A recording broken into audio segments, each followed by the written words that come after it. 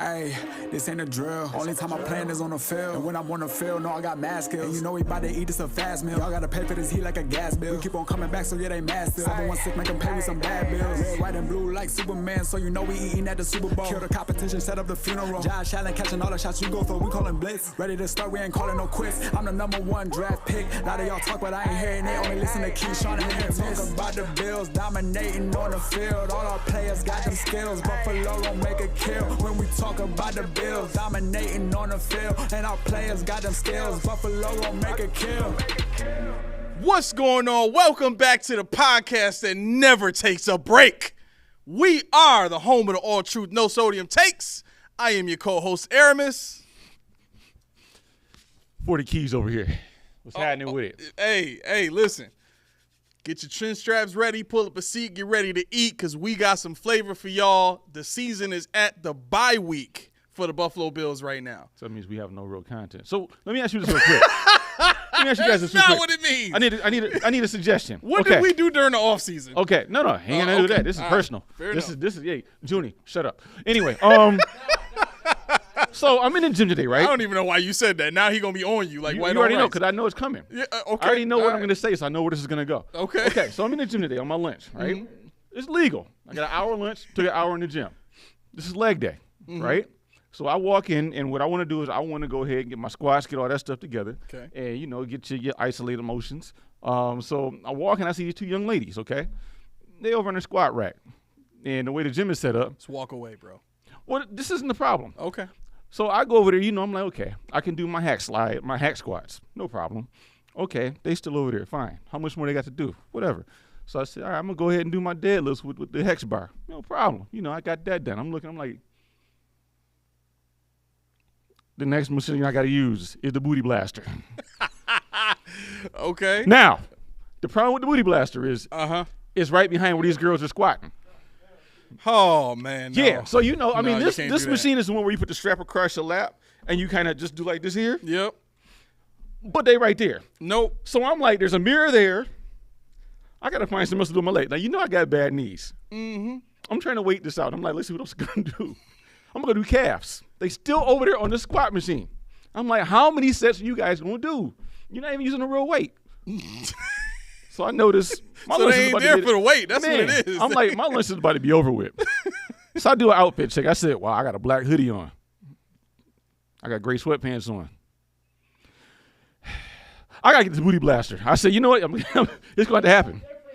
So I went for it. No. I went for it. Oh, bro. I just made sure what I did was when they were squatting, I ain't look at them. Kev said, tell him to move they out the way. You know what? Somebody did tell me to do that.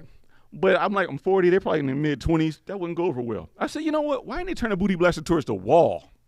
You know, because You know why.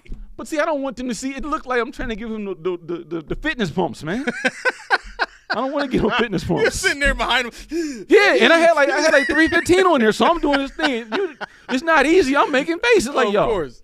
I'm like, man, I'm about to hear a complaint. They probably won't welcome me back to the gym anymore. I ain't hearing them, but It's a trap. When I go on Monday, I'm like, yo, can you turn that machine around? Please. That's all I ask. Just turn that machine around. I've been here for. Wait, you asked him that? I'm going to on Monday. Wow. I'm an old man now. I can do this. I get it. You know how they get in. They be like, you sir. ain't that old. You ain't. Damn. I tried to put the little pad over. I was trying to do everything I could. Put my hood. I was like, that looks real creepy. Put my hood down. It was no win.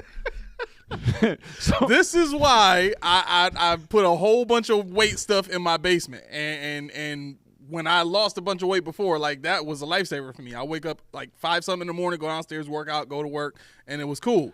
But like I don't know. I don't know if I could deal with that. I mean, the thing was, I'm like, man, I really need this machine. I would just leave the gym, bro. You know, it was Friday. I had a good week. I said, you know, I got to finish strong. You know what? I could do some planks and some crunches and Yeah. stuff at the house. Let me just get up out of here. I mean, they had to do like 25 sets or whatever the hell they were doing on that machine. I don't know what they had the bar. They kept putting on 10-pound plates. I'm like, how many more 10-pound plates I need to use? Yeah, I achieved excellence. Get out of the way. I want to get where you are. I got to do this thing. And I get back to work, my corporate life. Yeah. I pulled it off. We'll see if I get any complaints on Monday. Thomas, what's going on? He said, "What's up, y'all boys? Hope all is well. Locked in as always." Thank you, Wagwan. man. Oh, he said that Buffalo Braves hoodie is tough. What about my Puma hoodie? This Puma hoodie ain't tough. No, I'm just playing. I'm playing. Yeah, you're right, Kev. They were doing nothing. They were doing absolutely nothing, but making me uncomfortable. That's why. Well, I don't know if that's the singular focus. They didn't know it. Huh? They didn't know it. Well, because see, what I kept doing was like the way it was where I started, I was against the wall, and they're over here. So like I kept looking in the distance, like out of the peripheral. I was like, maybe they'll just leave. I said, maybe if I move one more over, they'll get in control and scoot, so I can get in my work. You playing with fire, bro. It was bad. You are playing with fire. Man, I'm like, I would not they even. Got the skull. They got the skull. And I'm not looking at y'all. You too young for me. I'm out of here. Right. I'm trying to get it cracking. Not that. That's what I'm talking about. That's it. Don't even. I just want to get my fitness pumps, and that's it. Huh? Not in that setting. You got to get out of there. You got 2 girls doing squats in front of you. It's tough. Well, you might not mind that, but I mean, we married, so. Yeah, that's where I was at with it, but I was thinking about the. Listen, until you start doing it and they turn around, and because they turn around, you make eye contact, and it looked like you was looking at them. They don't care about that. They be like, he's creepy. Like, nah. Ain't nothing you can do. The only thing you can do is just close your eyes and hope that they don't stare at you. That's it. I tried that, but then I didn't want to make no faces with my eyes closed. That'd be even worse. That'd be now look like you fantasizing about it. Yeah. Goodness gracious. I gotta find a new gym. Oh, anybody man. Any good gym recommendations? Don't go to the gym. That's my recommendation. Stay your behind home where it's safe. It was raining. It was cold. I had to do what I had to do. Oh man! All right. Well, listen. Anyway, that was my suggested actually my questions moment. Yeah. I have more, but I'll save them for later. Of course. Now, listen. It's a bye week. We gonna do what we've done all year long and all last year long, which is.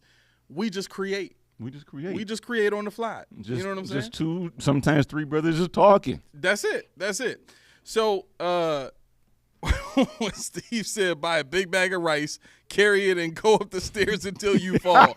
Easy. And if you quit, you can cook you can cook the rice. Man, I love some rice too. Man, same here. You know what I ain't had in a minute? What's that?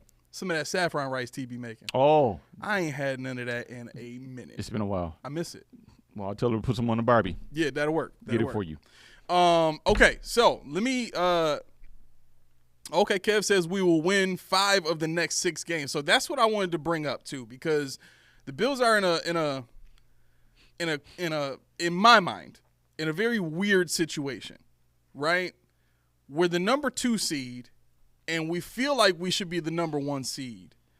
And everybody's saying how, the Bills have a decent chance, but the numbers really don't bear that out, right? We need the Chiefs to lose 1 game, if not 2, if we drop that Lions game, right? So my question at this point is, how realistic is the 1 seed in the grand scheme of everything that we need to happen? Because one of the things that we need to happen happened last night, which is the Steelers falling off. Whoa.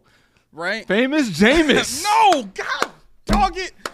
I'm talking about the Steelers losing. To who? It don't matter. They lost to the Browns. Who that was? The it was entire a Browns paradigm. team. No. When he said that's it. Who was on the field at the end of the game? I don't know. I ain't watching. The Browns defense.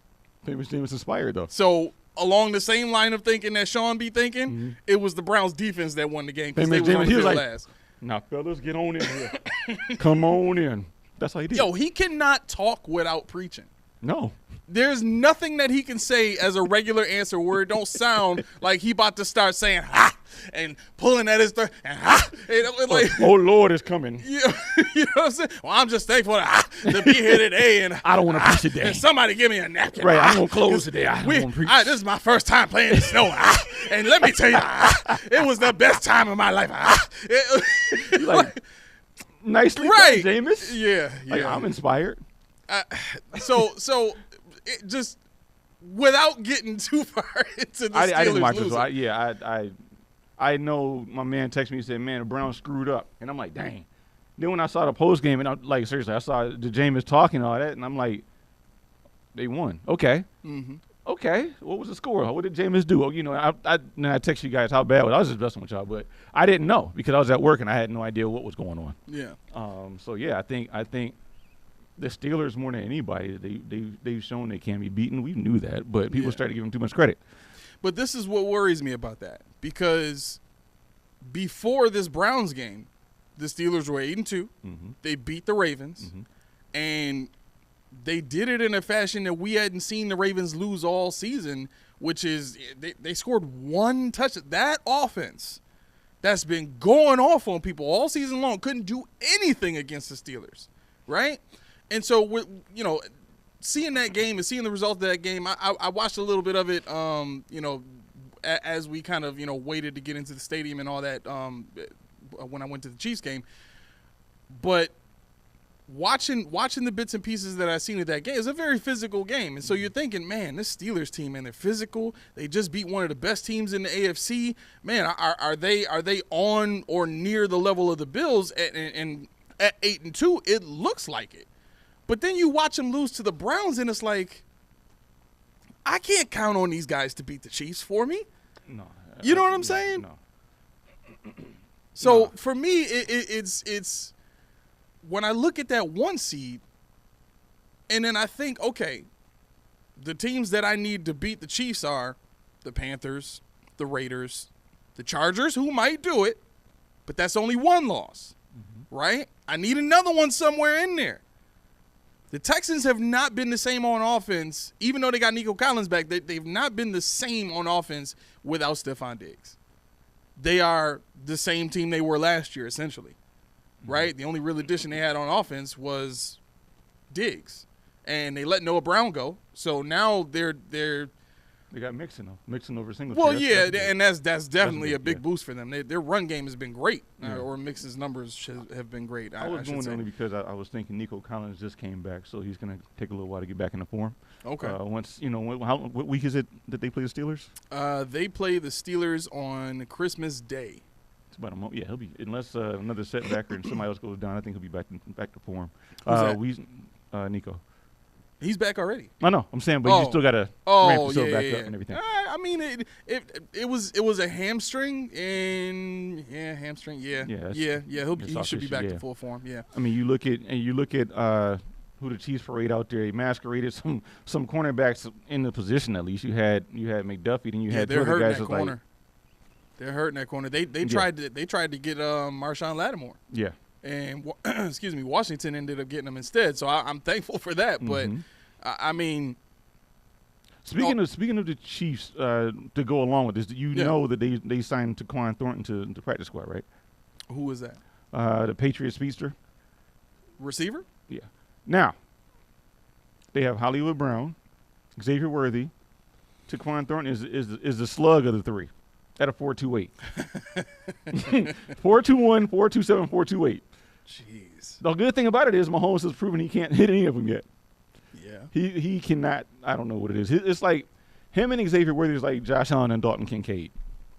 It really is. You know, you figure, you know, it's just they can't connect for whatever reason. So I'm banking on that being the thing with speed. Maybe he don't know how to play with it. Yeah. I mean, some of it could be he hasn't played with that kind of speed in a long time. Yes. You know what I'm saying? Yeah. To go, 3-4 years without that kind of speed, and then to have it, all over again, he's got to learn it. But learn it. Yep. The other part of that too is when you have that kind of speed, and all of these guys are smaller guys for the most part, right? So it's hard to it's hard to always kind of throw over the middle with these guys. You know what I mean? So you want to keep them on the outside, and even in the game against us here, Worthy still got off on that deep pass where his foot was on the line, but he still got open against two deep safeties. It was a two deep safety look, and he still got open in the corner. You know what I'm saying? So.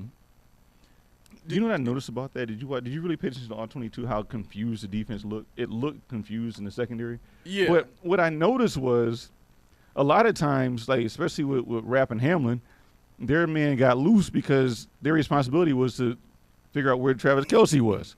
Like at all times, like they were like, okay, my guy's here. I'll give him Worthy. I'll give him whoever else. Who's the other guy they have? who's the other Chiefs wide receiver?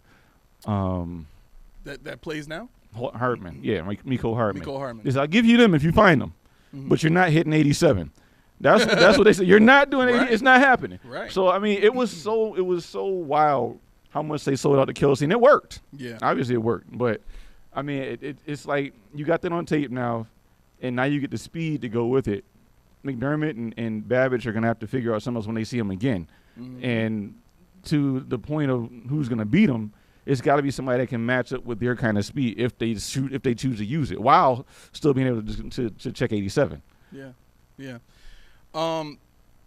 So for all of that in a nutshell, to see what their schedule looks like, you have to hope that the Raiders can figure something out and come up with a miracle game. You have to hope that the Broncos have it figured out by the time the Chiefs get there January 5th.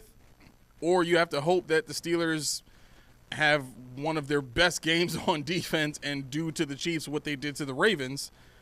Or you can hope that the Texans get back to their high-powered offense and they win a shootout with the Chiefs. I mean, it's tough to look at any of these games and say that any of these teams besides the Chargers have as much of a realistic chance as what the Bills had going into that game to beat the Chiefs head up. You know what I mean? To stop them on offense and then to be able to score, more than 28 points on offense, because that's what it's going to take. The Bills have shown you now what the blueprint is to beat the Chiefs. You got to be able to score 30 on them, and you have to be more than 2 scores ahead going into the fourth. That's the formula. And I knew that as soon as we went up by 9, I said, you know what? It's a numbers game now, because at the end of the day, they're gonna have to struggle after they score to get the ball back and score again. And the way our defense has been playing, that's very unrealistic. Yeah. You know what I'm saying? So looking at all that, it's like, man, even with the Chargers, their best corner is down for the year. If I'm not mistaken, he might not be down for the year. Where's how bad is Asante Samuel's injury? But I mean, looking at that game, if Samuel was healthy, then yeah, they can man up on the Chiefs. Their pass rush has been pretty good all season. That team can run the ball, which means they can hold on to that. They can run the clock out. You know what I'm saying? That type of deal. But considering all this, how realistic is the Bills' chances at a 1 seed with all this taken into consideration? Well, I'll say this: the Bills have to handle their business. If nothing else, they have to handle their business. They got to take care of. They got to win out.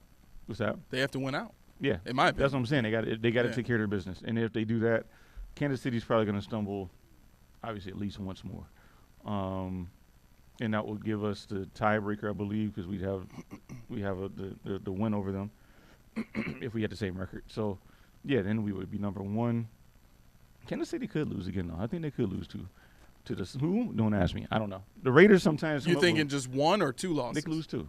Really? They could lose. I mean, sometimes the Raiders, I don't know what it is about the Raiders. They play. All the teams in their division play them really well. They play real well. And that Broncos game too has a chance. I mean, you know what I'm saying? If they've already lost 1 game by then, I would count on that Broncos team to really want to ruin it for the Chiefs. So, okay. Well, then let's do this, because what that really brings it to is the Bills' schedule, right? And what, the only game left on our schedule that we should work? I mean, people are saying, the Rams are back to being a good team. Do you respect them? No, I don't care about the Rams. I don't care about the Rams. They got to show me a whole bunch more before I care about the Rams. Now, mind you, we got to go there. I still don't care about the Rams. Okay. I mean, if you're talking about, so their running back is who? They got Kyron Brown. No, not Kyron Brown. What's his name? Kyron Williams. Yeah. Who, by all intents and purposes, is playing his butt off. You got Hookah. You got Cooper. I mean, we've shown that we can defend against good wide receivers. Matt Stafford likes to air it out. We're opportunistic, so there's room for takeaways.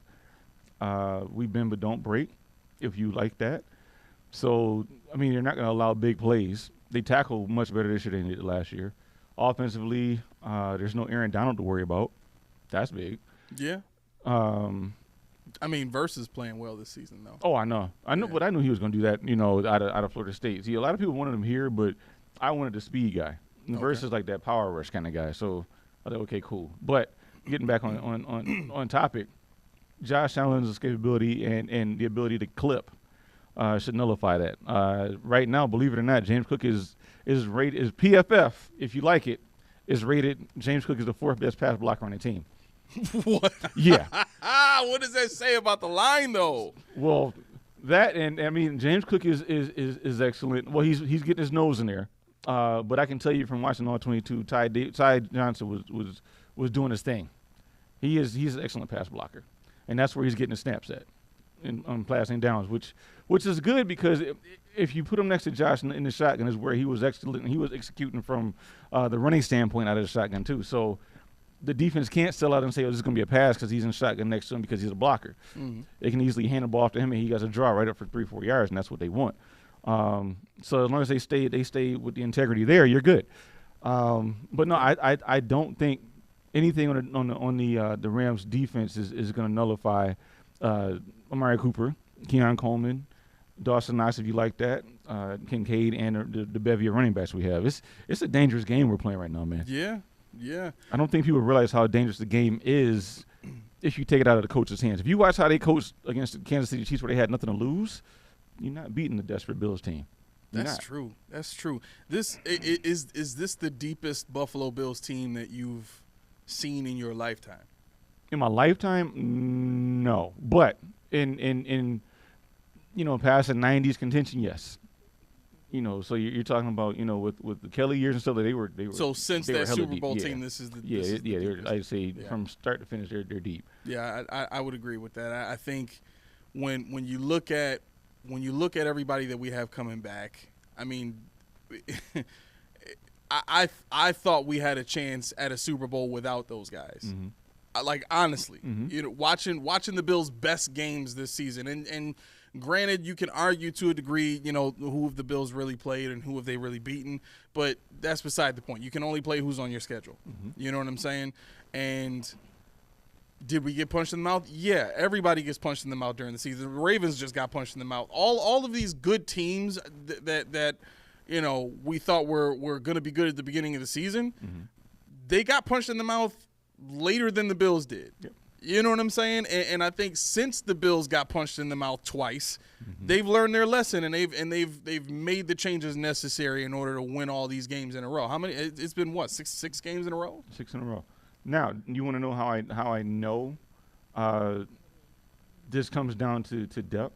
You look at the surrounding talent around Josh. I got a case in point. Look at the first Miami game. Josh threw. No, I'm sorry. Look at where are we? Yeah, the first Miami game, he threw 139 yards. Mm-hmm. We won 31-10. Josh threw 81 yards, or no, he threw for 155 yards against the Ravens. We lost 35-10. That's the only game we really got blown out of, and Josh didn't play well. The thing is, what I'm getting at is when people talk about the Lions and how insurmountable they are, Jared Goff doesn't have to do anything. And it's almost to the point where the Bills are almost to the point where Josh Allen can not have a Josh Allen game and we're still going to win or we'll still be in it. Yeah. And to your, I was going to re-answer your question from Friday when you were talking about, what was my favorite part of the game. Mm-hmm. Now, I had a long time thinking about this with everybody talking about Josh Allen's run to set and third. That's not my favorite part of the game. My favorite part of the game is this, because this is my caveat for Josh. We've seen Josh pull off heroics like that before. Mm-hmm. We've seen Josh with the 52-yard run in the playoffs last year. We've seen these things. We were already ahead in that game, which for me, okay, fine. He put the nail in the coffin. But what have we never seen? Somebody come out of nowhere and intercept Patrick Mahomes at the end of the game when it mattered the most. Terrell Bernard flying into the screen. I mean, he wasn't even in the screen when they panned back there. Mm-hmm. And just out of nowhere, plucking that thing out of the air. To me, that was a hair. When I watched it back, that was a hair-raising moment. I knew it was going to happen. But I still wasn't prepared. In the area. Yeah, I wasn't prepared for it, even though I watched it numerous times. I'm like, that's the signature moment for this game that will propel us. Mm. because we've seen Josh, we've seen James, we've seen these things, but that defense being able to closing it out in a resolute manner. It wasn't like they just dropped a couple balls. No, we took it from them. Right. That doesn't happen against Andy Reid and Patrick Mahomes. Yeah. I mean, how many people can lay claim to that? And that's the thing for me. How effective did Von look in that game? Because I saw him a few times further down the sideline come onto the field and just he would jog out onto the field and then he would kind of get a running head start just to see how the knee felt. You know what I mean? And he would just kind of speed up a little bit and then jog off the field, I guess. His mic'd up was hilarious for this game. He talked so much crap to the other team. It's like passive aggressive, like to the point where the ref was like, "Von, you good?" He was like, "Yeah, I'm all right." He's like, because they were fighting it, and he was out there. He said something like, "You all right?" He's like, "I'm cool. No problem." He was like egging people on. This at third, but I think watching Von on the field, because the reason I asked because he played in this game more than he has all year. Von was instrumental. He was so. The thing what people don't realize is they look at Rousseau, and furthermore, not the problem with Rousseau, but the lineup of terrible tackles that he's played this year. Did you see the stance on 74 in the game on Sunday? You see how close his legs were together? His right leg like it was broken. It was like slewed in. He had the worst stance ever. 74 was a left tackle? Right tackle. Right tackle. It was horrible. I mean, he just got bum rushed every time because he had no base. He had no leverage. He had nothing. And Rousseau was just going he was going bananas on him. And I'm like, okay. But watching how he came out of his break, I'm like, this dude had nothing for Rousseau. He was like he was scared the whole time. It really did. Yeah, I mean, but back to your point about Von, I mean, just the speed off the edge, the integrity, to keep Pat Mahomes inside that pocket and allow somebody else to come and clean it up. Nothing like it. And that's what we've been missing. That's what we missed last year. That's what we were missing when he was hurt the year before. So you get Javon Solomon and double down and maybe learn some of that. It's going to be full speed ahead. Yeah. Me and Steve were talking about Solomon the other day, just in terms of Solomon being, in my opinion, a bean pick. I think we talked a little bit about this before, where you're starting to see a little bit of a transition now to being, kind of getting some of his guys in the door. You know what I'm saying, and not really relying as heavily on guys that Sean likes, but more so guys that can really help the team be successful. And I think Solomon is definitely one of those guys. I hope next year is his chance to really get an opportunity to get some serious playing time. Because in my mind, I think next year is the year where you either Von comes on as a coach or that's it. I think next year you can do the Micah Hyde thing if you want. Everybody wanted Micah Hyde to come back and be that player. I don't know what player they think he's going to come back as. I think we're living in nostalgic moments, the memories of the past. But I think Von still has something to offer in that spot duty, especially if they don't want to sell out and get another pass rusher in this draft. I don't want another 29, 30-year-old pass rusher in free agency. I need somebody in the draft. You still got Epinesa you can use if you like it. If you have to, use it. But I don't want to rely on him because he hasn't shown me enough. You're talking about him and Rousseau going back and forth for the sack leaders, and we're at 5.5 for the lead right now. I mean, we're 11 games and we got our leader is 5.5 sacks. Everybody's not eating. Ed Oliver he's doing okay, but he's not showing up on the stat board. Daquan Jones is showing his age right now. Yeah, he is. Austin Johnson I noticed Austin Johnson in that game got a little bit more playing time. Austin Johnson, yeah. And what's his name? Quentin Jefferson's getting in too. Yeah. So, I mean, that tells you all you need to know, that Daquan, something's up with him. So they need to really invest in, maybe even a one-tech later on in the draft, way later in the draft with one of those 12 picks. Serious question, because me and Steve talked about this too, and I mentioned to Steve, I think even with the success that we've seen this season, man, I hope I don't get a bunch of tomatoes thrown at me for this, but it's just how I feel. Honestly, I think I still would have taken Tavondre Sweat over Keon Coleman at this point.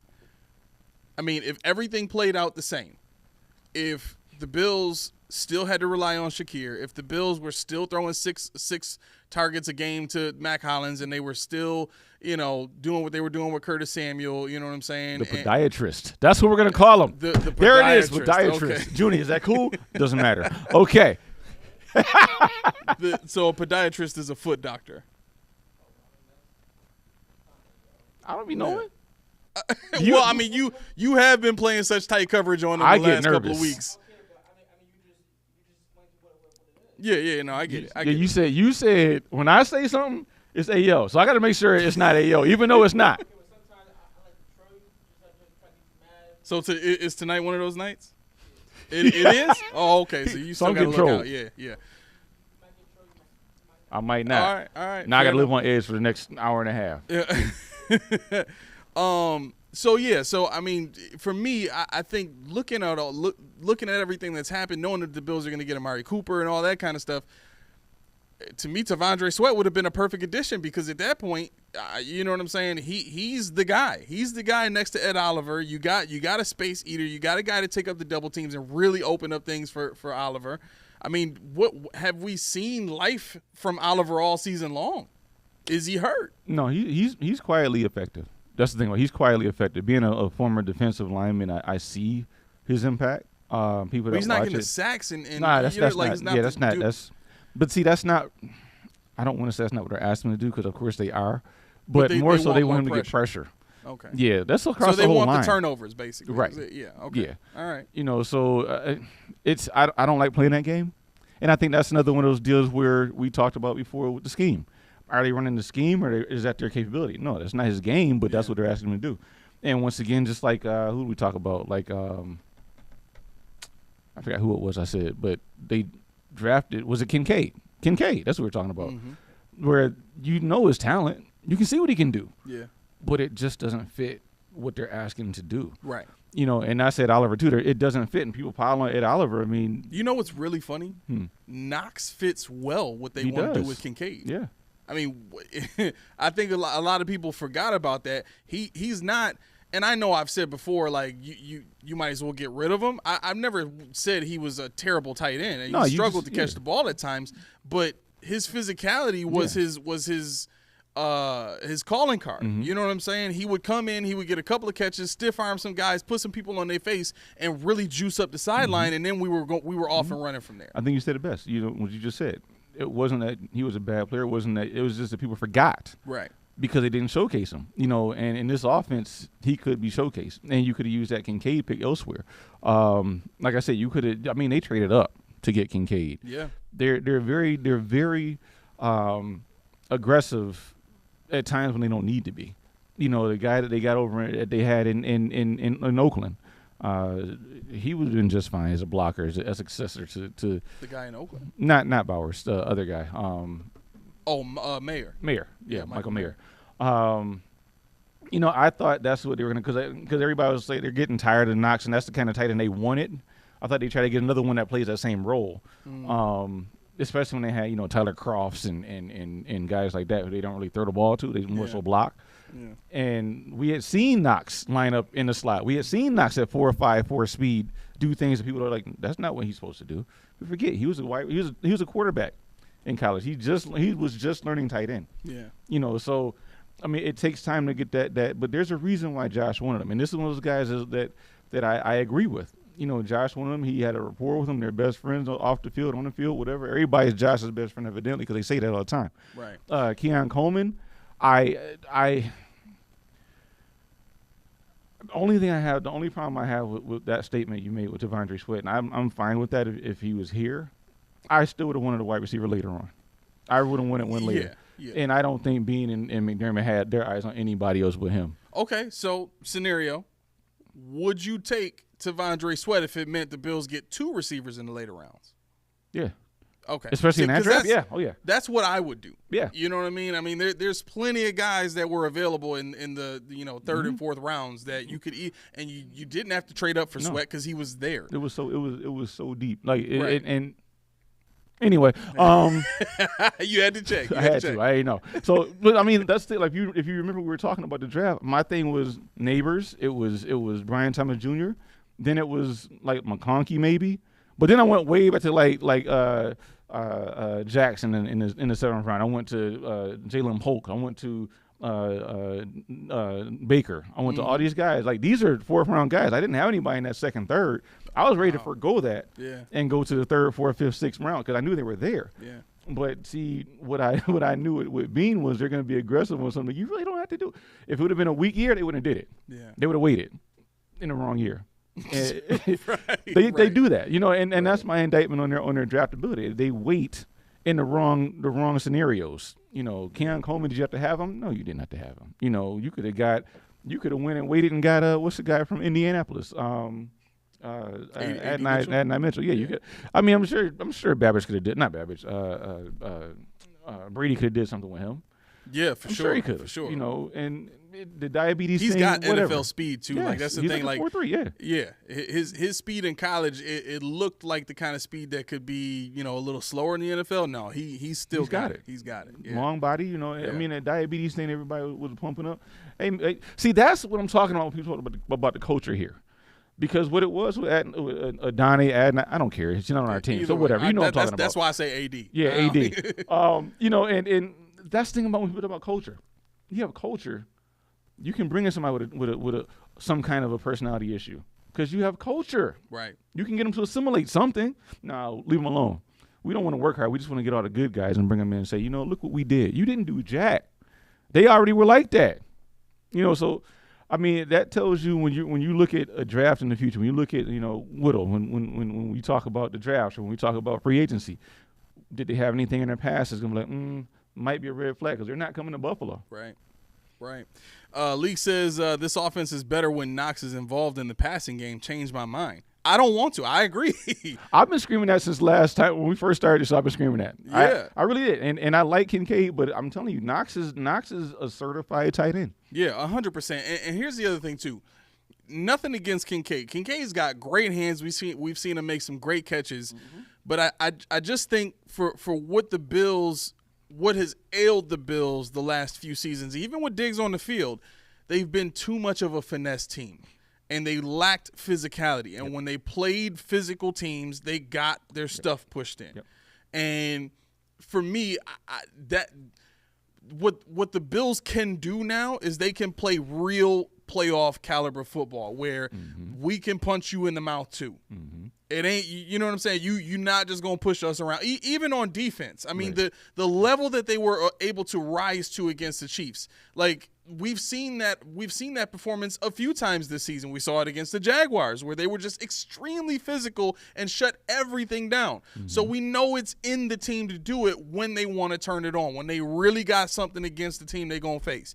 And it just so happens that the two teams we got to worry about now this season are the Chiefs, who we've always had something against, and the Ravens, who we definitely got a bone to pick with. You know what I'm saying? Like, that to me is like, yo, I think this team is going into the playoffs saying, yo, let the Ravens come here and find out.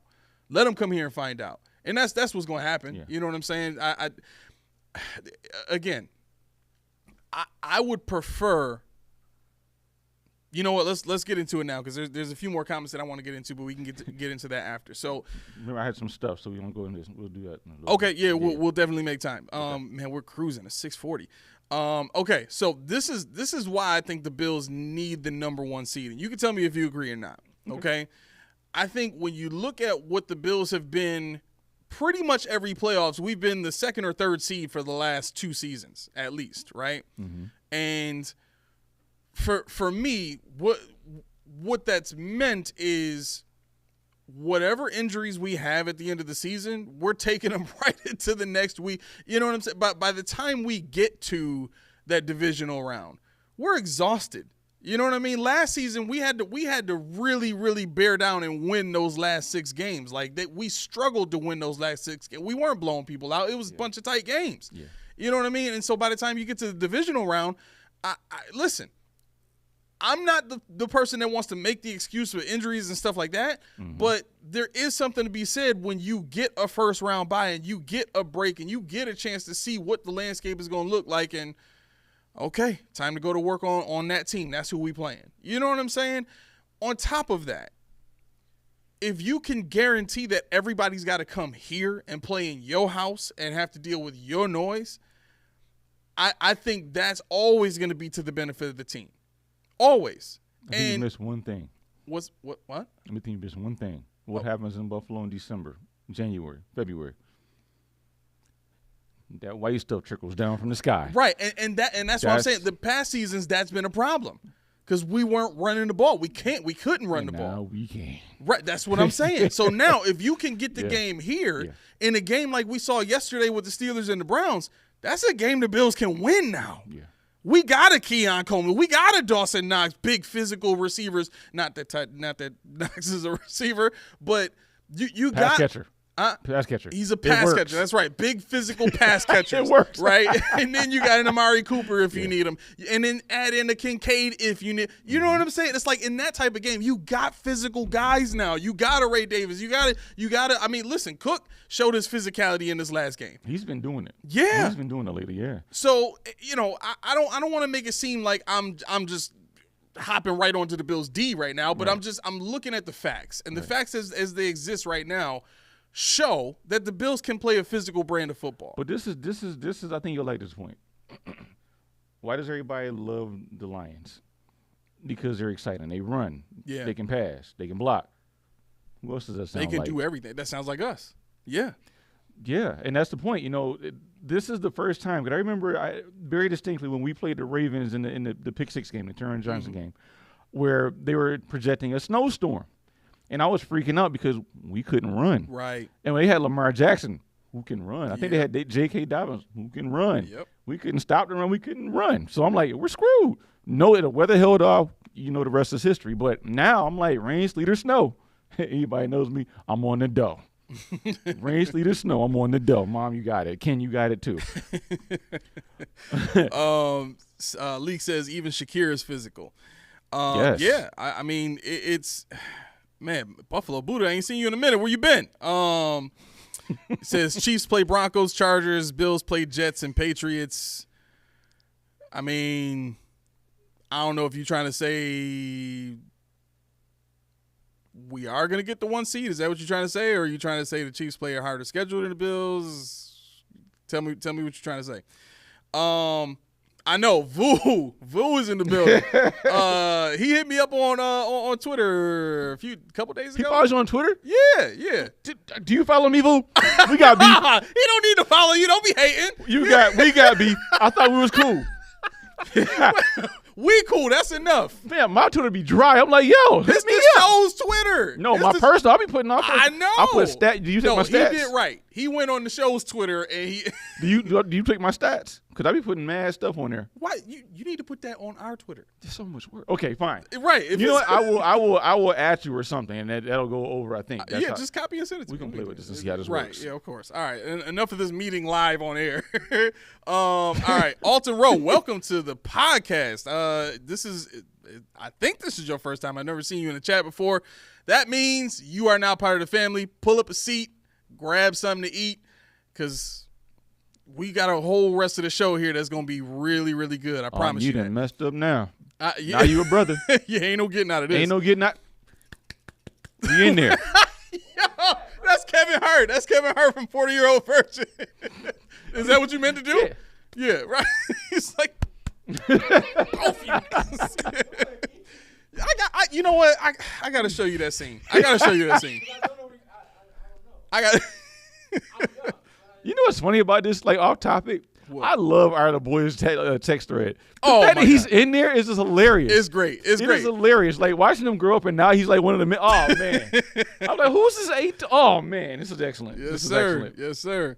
Okay. Bilo Buddha said, I've been catching shows on a replay. Appreciate that, my man. Alton Rowe says, Josh Allen contact balance is incredible. Probably the best I've ever seen from a QB. Always runs behind his pads, can get skinny if needed, and delivers way more blows than he takes.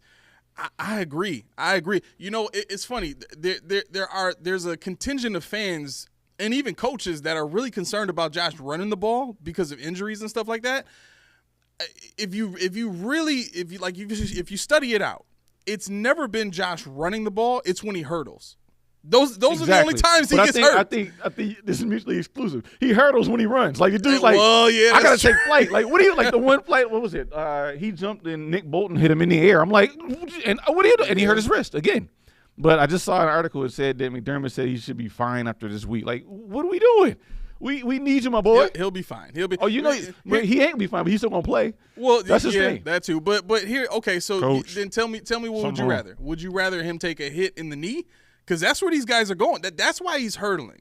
These guys are trying to hit him at the waist and either buckle his knees or put him down big time. You know what I'm saying? Like that's what these guys are going for because he's a big quarterback. So if you just try to go up top and wrap up, it's not going to work. We saw it. It didn't work in the Chiefs game. No, he's too big for that. Right. I mean, that's the nature of the quarterback. You know, for me, I'm the guy that stands up and cheers when he slides.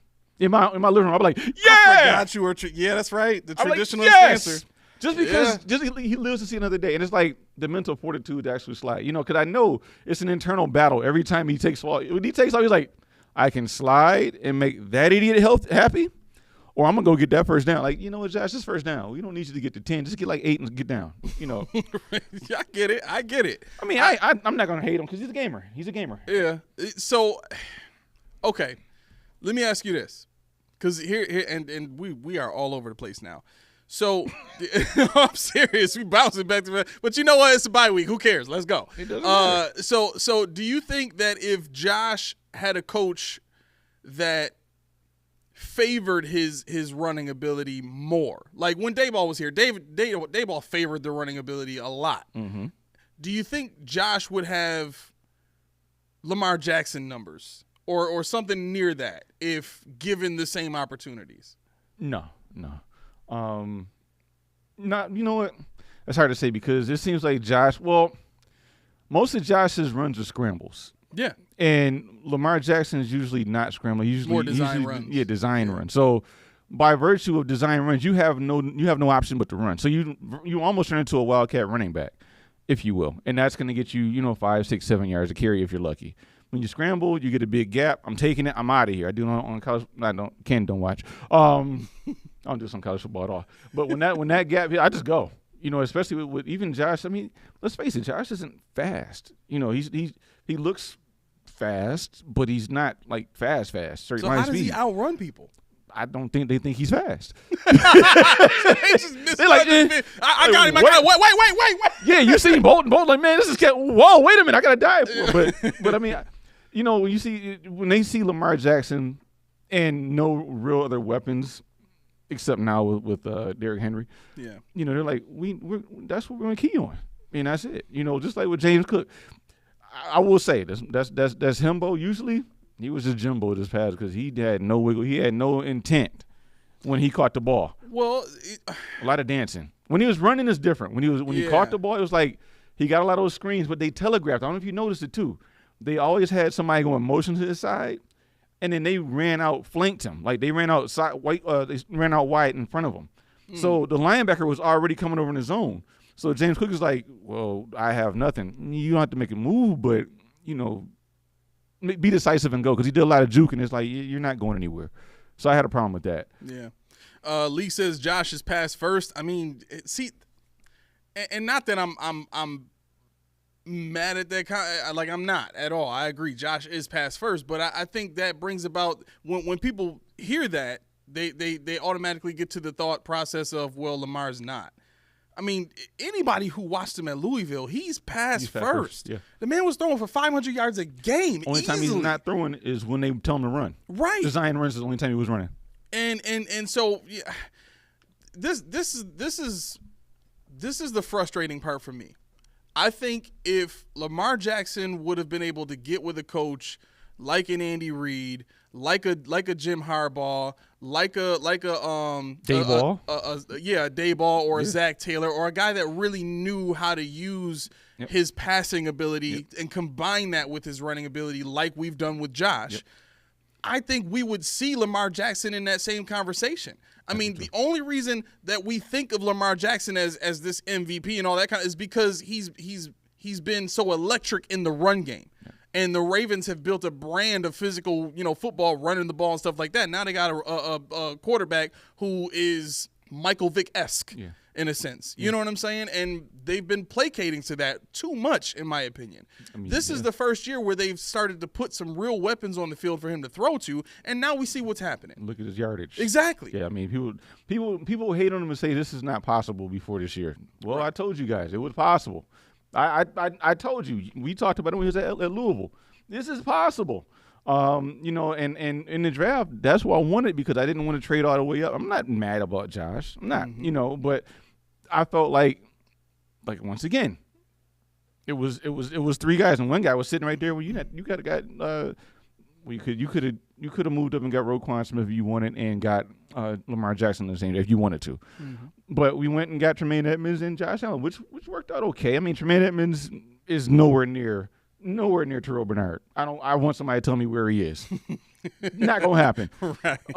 But you know, I mean, we got our quarterback, and we didn't reach. You know, we were aggressive on it. This was probably the only time we were aggressive. I'm like, yeah, okay. And I think that's why, for me, the MVP thing I don't care about because, you know, my thing is Bills. You know, and I'm just for the team. You know, I'm not so far as there's no one man bigger than the team, but at the same time, he's doing what he needs to do to get us where we want to go, and that's the Super Bowl. My man finally cracked the other night. He's like, you know, Keith, and we were telling like, yo, when's the last time we went to an AFC Championship? I said, what do you mean? We haven't been out of a divisional round in ages. He's like, well, no. When was it? I said, that was 2020 or 21 or whatever it was. He was like, no, let me look. He looked at it. He's like, yo, it's been that long? I said, yeah, we've been circling, spinning the wheels. He's like, I see why you mad now. Yeah, that's why I'm mad because I want more. I want to go back. I tasted it. And Josh is the kind of guy that will get you there. Now, he might be too nice in terms of who he wants to take with him. You know, MVS and people like that. I know Mac isn't here because he's talking about he's balling. I'm looking at MVS on my fantasy team like I can't wait to unleash him next week. I really can't. I know. I mean, you know, and that's the thing. It's hit or miss, but the boomer bust factor for MVS and Kincaid and stuff like it's a great. Yeah. It's a great one, you know. Whereas if you really cared about Josh Allen, you would say, okay, Josh, I know you did 300 mock drafts or whatever the case may be. Why don't you come over and we're gonna have Tedero McMillan from Arizona coming in for our visit. Why don't you come sit in on it? Yeah. Ain't nothing to say you can't. Yeah. They just don't ask him to. You're the franchise dude. Who do you like? Get on the whiteboard. Tell me what you want to do with me. What do you know about my game? Right. How can you help me? Let me see it. And that's the thing, yeah. Because I mean, Triggs44 says he says Allen is a passer who happens to be great at running. The thing with Lamar is his deep ball is just not good at all.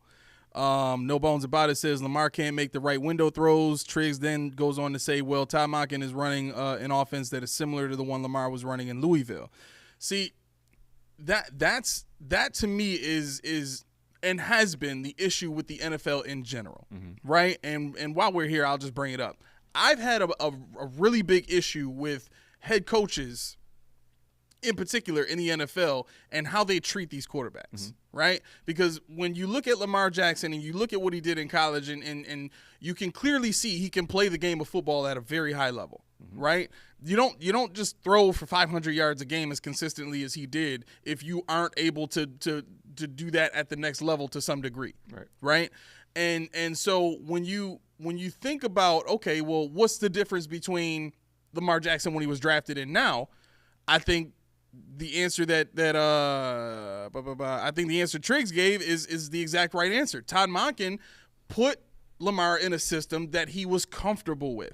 When you look at Mahomes in college, was Mahomes this good in college?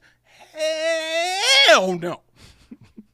He was not, right? But you put him in a system where the reads are easy for him. You put him in a system where things are designed to make his style of play work, right? It's the same reason why, excuse me, it's the same reason why Baker Mayfield is playing well this season. It's the same reason why my boy in Minnesota is playing well this season.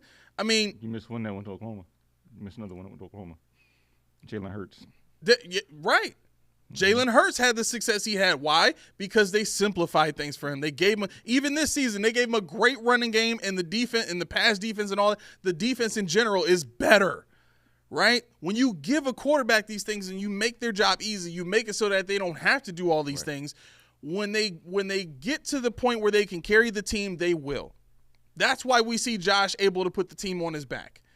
His first early years, he tried to do it, but because he didn't have the experience necessary to know when the right times to do it and when they weren't, in the key moments of the games, I guess, he would make mistakes. Yeah.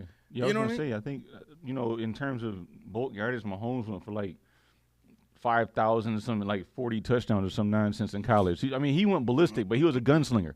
What you see now is more of a controlled quarterback, more of a complete control quarterback, like you said. So I think his stats were there. You could see it. I wanted Mahomes bad. I wanted it at number 10. I wanted him bad. League says, didn't Mahomes throw for 5,000 yards and 50 touchdowns his last season in college? Did he say? Did he? Oh, there you go. Yeah, he went ballistic. He went ballistic. But see what happened was that's how Baker Mayfield and them started playing. And he played a air raid offense at Texas Tech, right? Yeah, he was doing the thing all over the place, over the yard. You're gonna get numbers in that. Yeah, system. he was getting. It was ridiculous. But like you said, what did they give him? They give him Travis Kelce. They give him Tyreek Hill. Yeah. Miko Hardman, MVS, all these speed guys go down there and get it. Yep. And that's, like you said, what he was used to. I don't know. I don't remember who his wide receiver. I can look it up, which I probably will, to see who he had in college. I know there was one wide receiver for sure that went to the pros. Was it? I don't want to speak on it, but yeah, like you said, with regards to the offense they run. Jalen Hurts, he got beat by Tua Tagovailoa, however the hell you say his last name, in college. And what does that guy do? He put 4,600 yards up, but he's a system guy with hella yak, and he couldn't. And Jalen Hurts couldn't get on the field again at Alabama. So what did he do? He went over to Oklahoma. Right. He tore it to shreds. Right after Baker Mayfield, same system. He was a laughingstock, but Oklahoma made him that lottery pick. Yeah. While we're including college as part of this conversation, okay. Kev did mention that this upcoming class in the draft is supposed to be really good again. Yeah. What are your thoughts on some of the additions the Bills could make from this draft? Do you have anybody in particular you're looking at? Or I like Isaiah Bond from Texas. That's a guy I really like. He can play slide, he can play outside. I can see him as what people see Curtis Samuel being. Okay. He's fast, he's thickly built, can catch, he's physical, and he can outrun everybody. I don't know what his 40 times is going to be, maybe a 4.38 or something like that. But that's something that you compare with a Shakir. And he's more of a number one. I could see him and Coleman going in tandem. I could see that. Okay. Now my pipe dream would be Tedrow McMillan from Arizona, which I'm not getting. But at 6'5", 220, runs a 4.35. What? Yeah, he's a mutant. He's a little more finesse, but he's like Keon Coleman, but fast and runs routes. I'm not saying Keon Coleman can't run routes, but that's just his claim to fame. Yeah. And he catches everything, soft hands, and I'm telling you, if I saw that, I would somersault in and out of this room about 3-4 times. He's probably going to be a top 5 pick then. But we got 12 picks. They better trade everything. So I guess that's the other part of what I'm asking too is knowing we're going to have, I think, at least 25 spots to fill next season. Mm-hmm. Do you package some of these draft picks? Yeah. You know what I mean? Yeah. Because this year we only need to get to 90. You're gonna need a lot of players, but we're still gonna have on a contract 40-ish players. So we'll still need 13 players if you get. You're gonna do your 1-year contract. But the beauty of this team going forward is that we have the start power. If you have to do Hamlin again, if you have to do Rapp again, I know people don't want to do that, but if you have to, we see what the defense is. Some of the biggest staunch naysayers out there are starting to say, you know what, that safety tandem ain't that bad.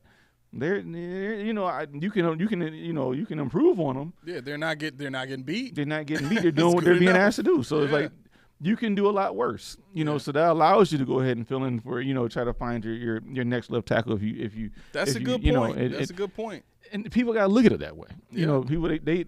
I know what people want. They want Budda Baker. They want, Derwin James. They want these guys that come up and crack because that's what you want mad. You hit stick, the ball goes all over 10 years that way. Ball splashes. It just explodes right on the field. And it's a head knocker. I get it. You want the guy that what? How? What? He was like, Because I said the ball splashes all over the place? He's like, how much you talk? How did he make it worse? I don't know. Because he said it explodes? Oh, that's what it was. Hey, You bro. sorry, you lost that what's one. up. But anyway, I mean, I get it, But like I said a while ago when we were talking about this, it has to do with what they asked the defense to do as well. Offensively as well. You look at your offensive line, and I can tell you, Baldinger was right. I don't know if you watched Osiris Torrance, but Chris Jones, he was probably done with him. He was probably like, screw it, put me on the other side, because he got off on David Edwards. But Torrance, not giving him nothing. not nothing, especially in pass. Wow. It was, go watch it. It's a thing of beauty. That's amazing. That's real really growth is. because he was not that guy last season. No, it really. I mean, and you got to figure too. He was next to Vandermark, so he didn't have Spencer Brown next to him. Yeah, it was his show. I mean, Vandermark's not that bad either. He's not that bad. He just didn't have that rapport with him. Yeah. So he was getting beat on run when they were having the pin and pulls and stuff like that. He was getting beat, but for the most part, no. I mean, against Chris Jones, that's a hell of a barometer. So, you know what? Let me get to this comment here. So Trigg says we need to draft an edge rusher. If Abdul Carter is there, take him. You know about that guy? I got a few edge rushers. I mean, I have to see where they fall after the combine. I mean, I have a whole list. Stay with us in the offseason. I'm gonna do like we did last year. Okay, bet. A show per position. In-depth breakdowns. If you guys don't believe it, go watch the ones I did for the one before this season. We definitely got in depth with some of the guys. I probably had to do like 5 or 6 per position. Yeah. But yeah, no, it's on the way. I can tell you, Abdul Carter is one of those guys. While we're talking about it, can I just give a pointless plug of just, I'm going to do it. Creative Liberties. Why not? Did anybody see UB play against Eastern Michigan? The one guy I want you guys to know about. Okay. He's not Reese T yet. Wait, the linebacker? The line. You've been talking about him all season. 9 tackles. 2 interceptions. A pick 6 out of one of those interceptions. A sack. A tackle for loss. He leads the nation in tackles at 148. Has 5 interceptions. Jeez. He's an All-American candidate. He's a Butkus finalist. He's a walk-on of the. I mean, the dude is amazing. He's probably. I mean, he's neck and neck with Khalil Mack. Khalil Mack got tackled for loss. He's a super senior, so he's out. Oh, so he's coming in. He's coming out. Wow. Yeah. I mean, anybody in the chat, if you know about this dude, please tell me you know about Sean Dolak. You will. Wow. Right out of Seneca, I believe. So do you think? I mean, with him being a walk-on, I mean, the production should put him in the draft, right? Yeah. Maybe late in the draft somewhere. Yeah, he's gonna be in the draft. Okay. Yeah. All right. Good. Hopefully the Bills take a look at him. Let's shift back to this season because I want to get to the Lions game. To me, this Lions game is the one we have to worry about. I'm not worried about the 49ers game. They're coming here. Brock Purdy's not playing this week, and neither is Nick Bosa. You said Brock Purdy's not playing this week? Huh? You said Brock's not playing this week? He's not playing this week. Okay, so I'm gonna lose again. That's cool. What, in fantasy? Yeah, it's over with. I'm on basketball mode now. I can tell you ain't been making moves. Dude, like have you seen all the red lines on my team? Yeah. It's more red lines than regular players. Like, yo, screw this. Listen, I love that start all button in basketball fantasy, bro. I thought you would. Go for the whole week. Just every day, just hit it real quick. This is great. I'm like, this is what Keyshawn been doing in football. This is great. It's amazing. Actually, I wasn't. I didn't know it was there in football for the longest time. Don't ask me why. I thought just because it was a week, it wouldn't let me do it, but it does. So, surprisingly, the Lions have only lost 1 game. Mm-hmm. Right? No. Oh, yeah. They lost to the Bucs. Mm-hmm. And when you look at the teams that really gave them problems, I mean, the Texans, I think, followed the blueprint of the Bucs. And let me see. There was another game. There's another close game. The Vikings did the same exact thing. So the blueprint is this. You shut down the run game, and you force the entire game to be on Goff being a drop-back passer, which he's not. Yep. He's a play-action passer. Mm-hmm. He needs that in the game in order for him to be successful. Mm-hmm. Now, their up-tempo game is the thing that saves them. Because they have so many weapons in the passing game, because they have so many outlets for Jared Goff, I think that's what creates issues in up-tempo offense for the Lions going up against anybody.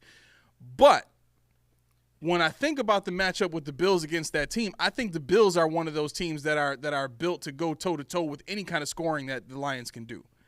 And the Lions defensively are not as good as the Bills defensively. So what does that mean for Josh Allen? Well, that means Josh is probably going to be able to do just about whatever he wants on offense. And I think Terrion Arnold's their best corner so far this season. And I forgot the name of the other guy, but their secondary's been playing well. They play a little bit more man than what the Bills play, but they can do a little bit of both. I do know they have Kirby Joseph. That's the safety that kind of scares me. Kirby Joseph, and then the safety I got on my fantasy, Brian Branch. Yeah, Brian Branch. Yeah, their safety play has been great. Carlton Davis. Huh? Carlton Davis at the cornerback. Yeah, yes, Davis. Yes, it is. Yep. So look at me go. Right. So their secondary is not bad, right? Mm-hmm. But one of the things that you can do against that team is teams have passed the ball on them all season long. It's really the corner play that's kind of gotten them in trouble, right? Mm-hmm. So I don't see the Bills having a real issue being able to move the ball on them. You know, the Lions pass rush has not been the same since Hutchinson went out. And to me, even though we're going to Detroit feels like Buffalo Part 2. You know what I'm saying? Or Buffalo West or Central, whatever it is, Buffalo North.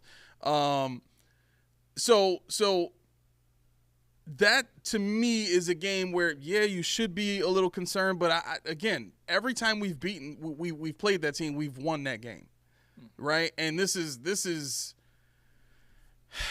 probably the best group of weapons that team has had in all the times that we faced them. You know what I mean? Having Jahmyr Gibbs and having Jameson Williams playing the way that they're playing does create a different dynamic for the Bills.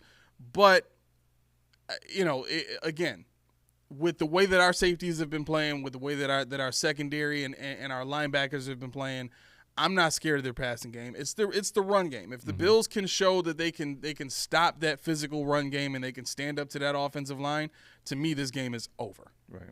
You know what I mean? So what that really means for me is I do think the Bills win out. I don't think the Lions game is as much of a the Rams game is as much of a trap game as people think. We've been down there several times. Every time that we've been down there so far, we've won. Even when the Rams came here, we beat them. So I don't think playing against Stafford is going to be an issue.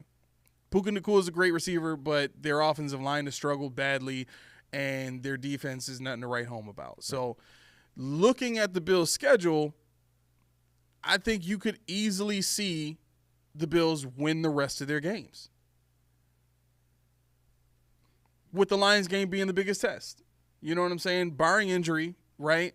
So, I don't know. I mean, and the reason I'm bringing all that up is simply to say, to kind of cap off the point of the number one seed, I think it is very realistic for the Bills to win all their games. I think it's unrealistic to expect the Chiefs to drop 2 to these guys that they're playing. I think knowing what the Chiefs know about the Bills, I think knowing what the Chiefs know they're going to have to face in the playoffs with the Bills, they're going to want to make sure it's in their house. And there are things that I think they can do about that. They're getting Hollywood Brown back, right? They're learning how to use Worthy. That drive in the third quarter that they had against us, where we kind of, backed off a little bit and played some off coverage and gave them a little bit of space, they ate us up. So it's not like they can't move the ball when they really need to. Mm-hmm. You know what I'm saying? So going against the rest of these teams now, the Chiefs may play some closer games and stuff like that, but they'll do what they got to do. Right. You know what I mean? Now the margin of error for them is very slim, and they're going to play a much higher caliber of football the rest of the season and make sure they bring home that one seed. So, again, I don't see it as being realistic. I do think I should say I'm hopeful that the Bills do their part of the job and then just leave the rest to chance. Mm-hmm. You know what I'm saying? I'm fine with that if they do. And if we do end up with a 2 seed, that's fine. Bring the Ravens on. At least they're coming here. Let's get it. I mean, at this point, it is what. Let's get it. I mean, that's how I always am, though. I mean, I feel like you have to play who you have to play. You have to play who lines up across from you. You know, I don't really get in the weeds of what I can't control, just what I can. You know, if they went out and they still somehow become number 2, bet. You know, I think that was my biggest grievance with the whole. I'm not gonna say Kyle Williams because it's not a thing of him, but that's the iconic moment. Yeah. When they were in the locker room and everybody's hugging Kyle because he's finally going to the playoffs. I don't care about that emotion. I need to win what I need to win, and then let the chips fall where they may. You know, it was kind of that way, but at the same time, we're in the driver's seat here. We're in the driver's seat to have a home field advantage except for one game. Yeah, yeah. Roy says I would give the Bills about a 20% chance to get the number 1 seed. That's only 20% if the Chiefs lose a game right now. Besides, you know, losing against us. That's actually real. That percentage is real. Mark says, I'll be at the Rams game. West Coast Mafia in the house. There you go. Listen, man, send us a picture. Send us something. You know what I mean? Like, let's see. So that game is at, what, 4? It's a 425 game? Is that a 425? Yeah, the Rams game is a 425 game. So I'll be doing the pregame with Tommy from Mafia Sports Report at probably, I think we did it at 3 this past Sunday. So yeah, man, hop on Mafia Sports Report with us, and you know, send us a photo or some video or something like that of you at the Rams game. You know what I'm saying? Let's see what you're doing. So what do you have in your notes as far as James Pierce from Tennessee is concerned?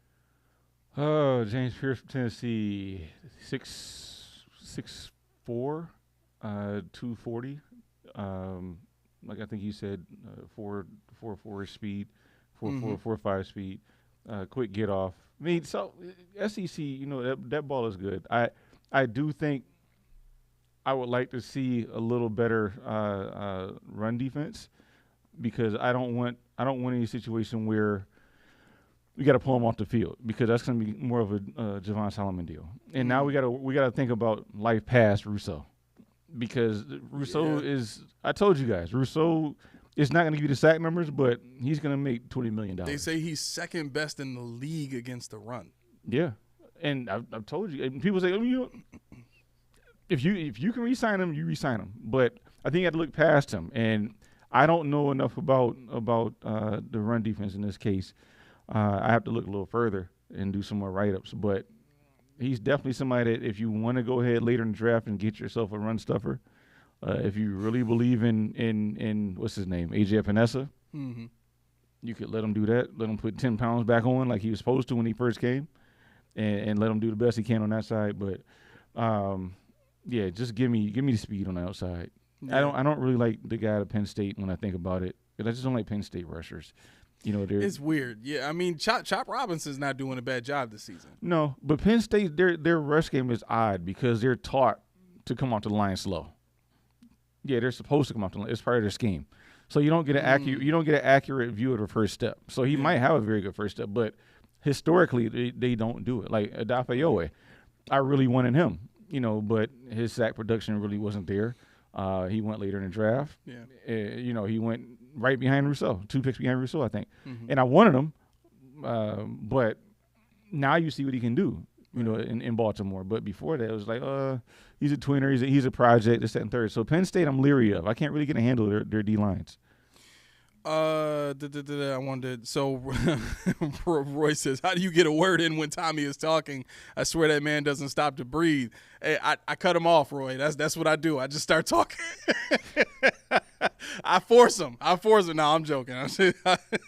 No, Tommy's cool, man. So Roy also watches the pregame stuff that I do with Tommy on Mafia Sports Report on Sundays, about an hour before the game.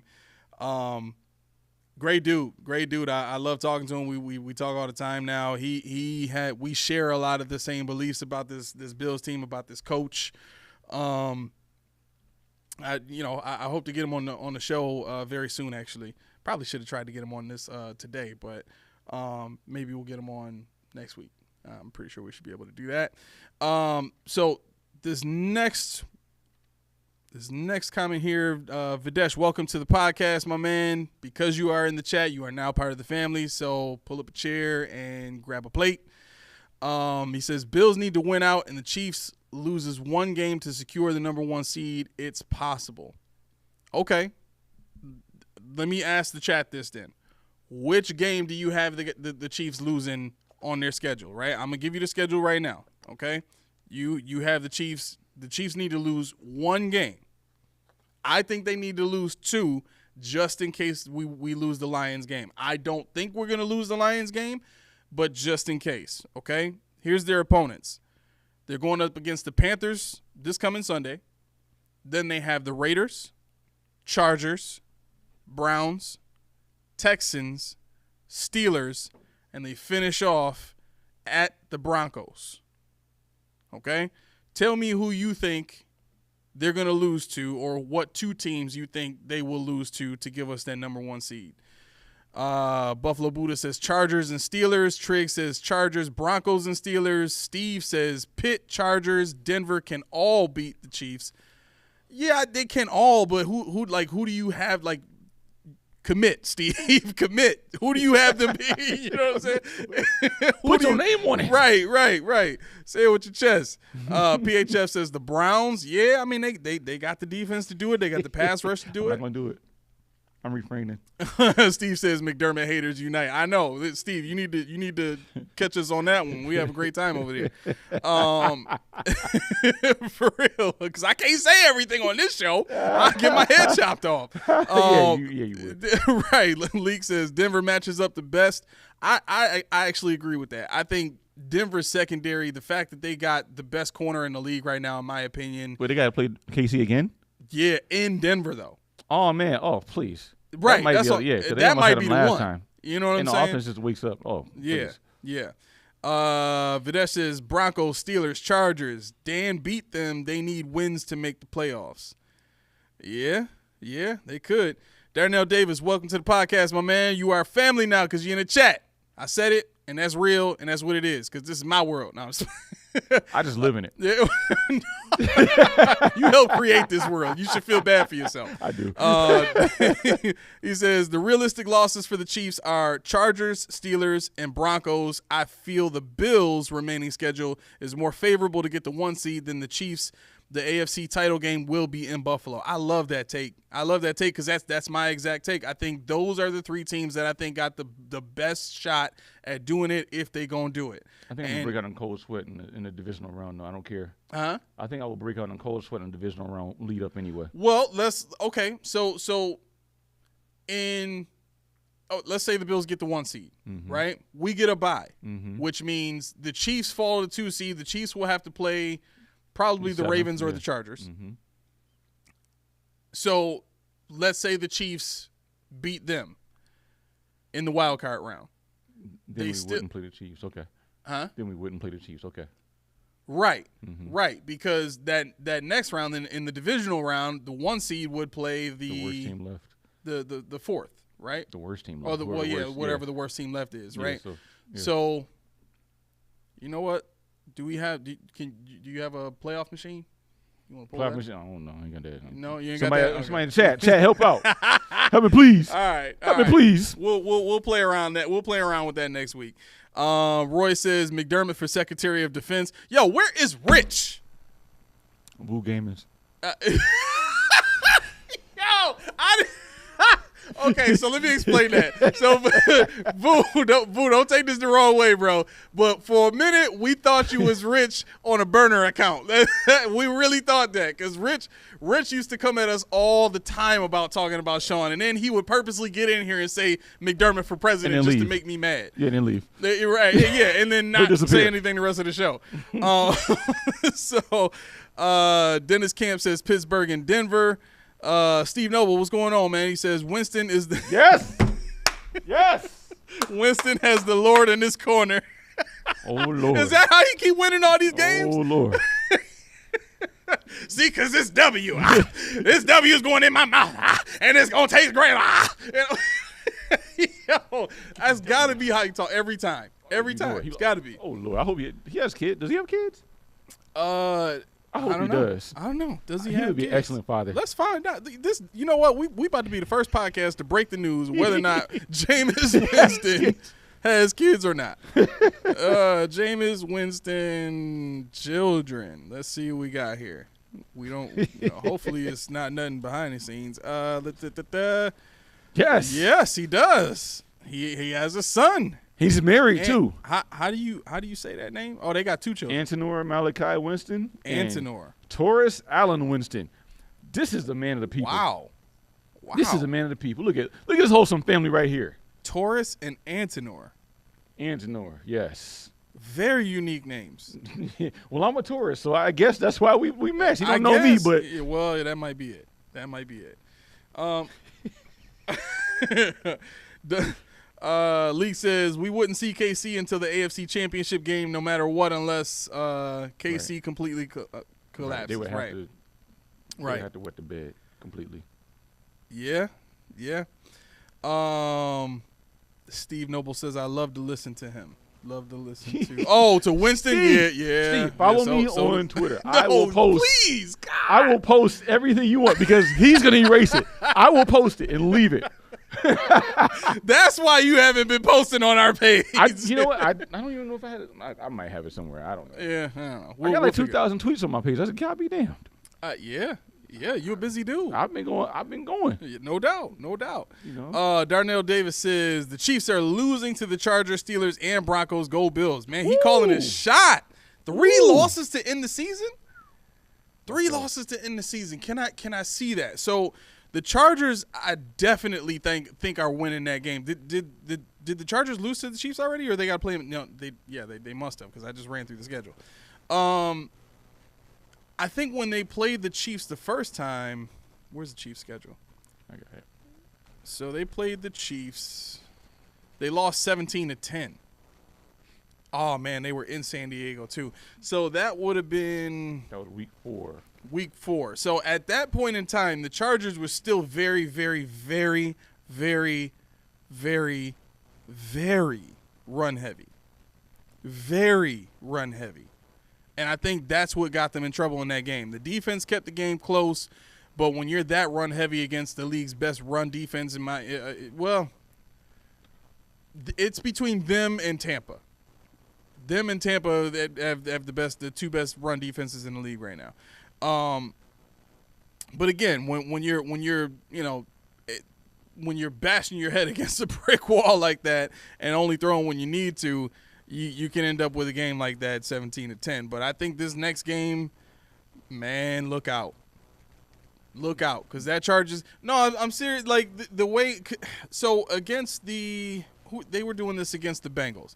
And, yes, the Bengals' defense is not great at all this season. But Lou Anarumo is a defensive wizard. And he's one of those dudes where he don't need much to figure out how to stop you, right? And I think it's one of the reasons why the Bengals have been in all these games in the second half is the defenses figure something out and the offenses figure something out. You know what I mean? The same way the Bills have been doing it. But I say all that to say the Chargers receivers against man coverage in that game were doing pretty well. You know what I'm saying? And the Chiefs secondary has not been that great the last 4 or 5 games. Now, I would have to go back and look and see if that's, quality of opponent or if that's just quality of their secondary. But I think to a larger degree now we're kind of finding out a lot of it has to do with the play of the secondary. I mean, especially against the Bills. They just were not good. And Trent McDuffie can't do it by himself. So. And I just realized who I was talking about. Who? Juwan Taylor, their right tackle, 74. Oh, yeah. He was supposed to be one of their better guys. But you realize, what he's known for. Pass blocking. No. That false start is never getting called. He always jumps off before the ball snap. Always. You watch him. Yeah, he always comes off the line before in chat. Confirm that. He's known for this. So I'm wondering the fact that he wasn't doing it against Rousseau is why he was getting destroyed. They must have warned him. Maybe McDermott went to the ref and said, watch that, because they do that, whether they watch for real or not. Yeah. They might have gave him warnings. We're watching this today, because refs will tell you, we're watching this today. And now he's in his head. That's why his stance was screwed up. That's why he was getting bull rushed as the quarterback, because he couldn't play his game. He had no advantage. Okay. That's something to watch out for in the future. Yeah. You know what? If there was a way to make sure this referee team was the same referee team for all of our games, I think the Bills would have won more games. Which is ironic, because wasn't that Land Clark the one everybody's worried about calling the game in KC's favor? Yeah.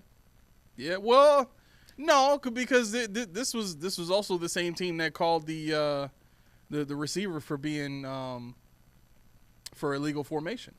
Was it that one? Yeah, I remember. I'm trying to see. Team. Somebody sent me something during our last show about Land Clark. I'm gonna see if I can find it. We'll keep talking, but I'm just gonna see if I can find it. So Dennis Camp says that Browns game in the middle of December is no cakewalk. So are they in? Yeah, they're in Cleveland too. Yeah. And Jameis Winston, I mean, he does give him a good shot to win that game. He does give him huh? I gotta say what? No. Listen. It's all good. You were there. Famous Jameis, you were there. What do I say at the beginning of every episode? Well, not every episode, but what's our motto? All truth, no sodium. So I'm gonna speak the truth. Jameis Winston gives that team a good chance to win. You did. Am I a fan of Jameis? Hell no. So I've told you the truth. Take it for what it is. Oh man. Well, I'll give you that. That was growth. That took a lot. Yeah, of course. That's what I'm here for. Darnell Davis says the Chiefs also could have a rough game with the Houston Texans also. Yeah, they should be by that time. So that's in including the Sunday, that's 1, 2, 3, 4, 5 weeks for Nico Collins to get up to speed. Yeah, that could be a big game. So I found it. Land Clark's officiating a Kansas City Chiefs Buffalo Bills game this Sunday. Kansas City is undefeated when he's refereeing. So yeah. Wow. So that was their first loss with him as referee. Clark's crew ranks first for illegal formations and second for false starts. Buffalo has the second most false starts, while KC has the least pre-snap penalties. Well, all good things must come to an end. Thanks, Land. Well, speaking of the false starts, what do you think of Snowman's play this season? Because the last 3 weeks, I guess you could say, have been, ankle injury. You have to take that into consideration.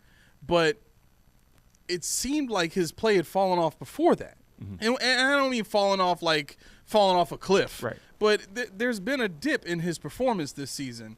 And I think what speaks to that is the penalties. There's been a huge increase in penalties. I don't know what's going on with Spencer Brown on the other side, but it just seems like guys are getting off the line and getting onto Deion Dawkins faster than he's ready for this season. Well, I can tell you he's really bending at the hip now. Like I said before, Spencer Brown is 6'8", 6'9". Deion Dawkins is only 6'5". I can see that. He's only 6'5". I didn't think he's 6'5", honestly. But no, he's 6'4". We saw him at the mall. He's 6'4".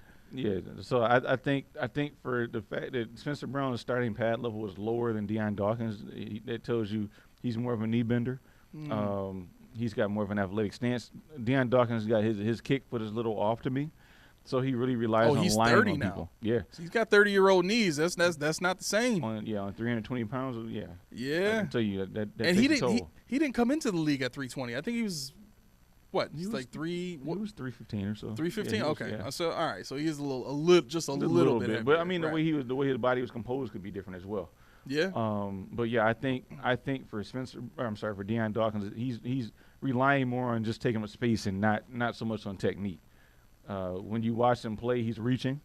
He's been in at the hip. He's not really getting a good anchor, which would be evident by the play against Chris Jones in the playoffs last year, the infamous play.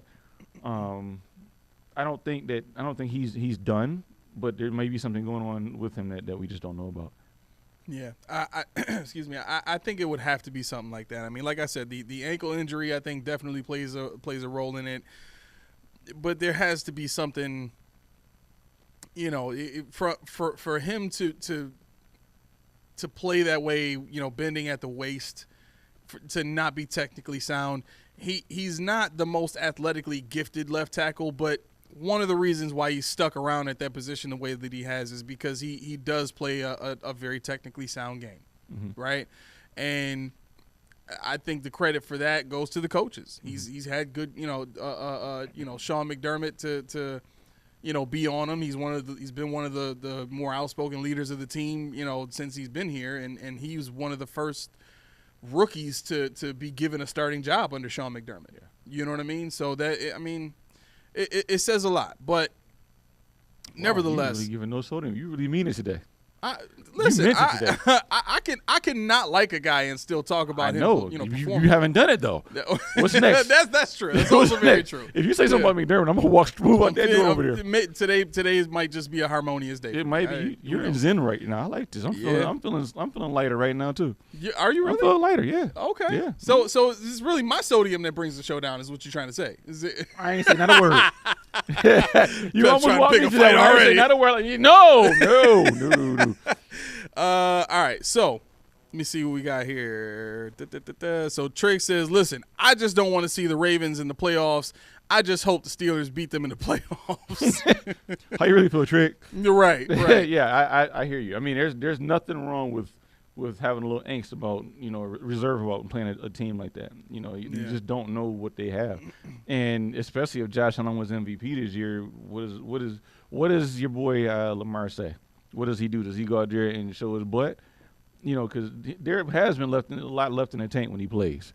So this time we'll see. And he's got a bevy of surrounding cast with him. Yeah. Steve says Deion's game is always dependent on quickness and natural athleticism to get to the spot. His technique always looks wrong, so age and bad ankles will affect him more than another athlete. Yeah. So let me ask you this, because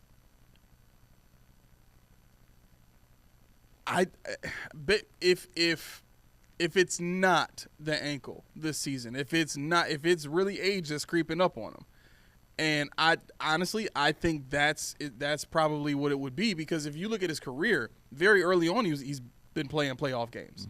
That's a much longer season for a player, and for a guy to consistently be going to the playoffs and starting his first year in the league, that's a lot of wear on those tires, right? So, do you think that the Bills will make the move of putting Deion Dawkins at guard and giving a guy like Vandermark, or giving another draft pick, maybe a Ryan Garage? I don't think Ryan Garage is ever going to be a starter here.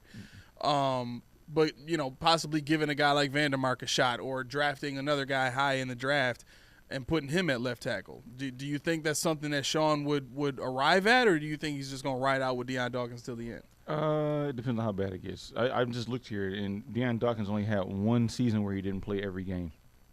One season, 2022, only time he missed a game.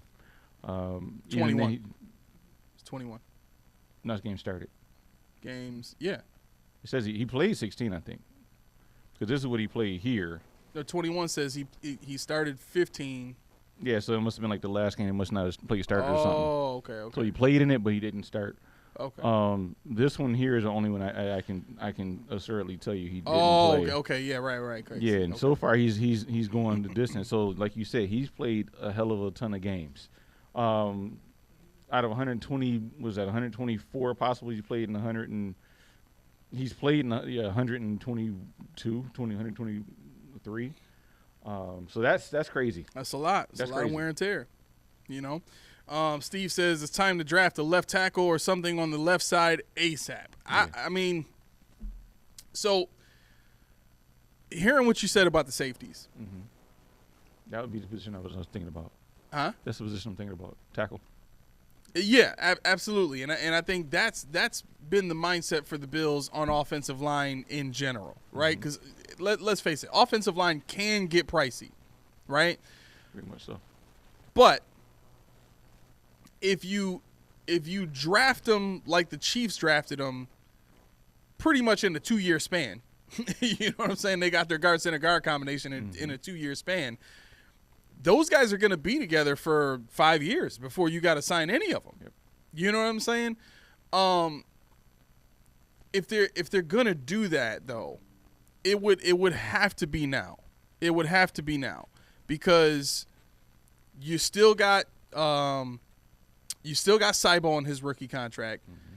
Spencer Brown's got a big deal.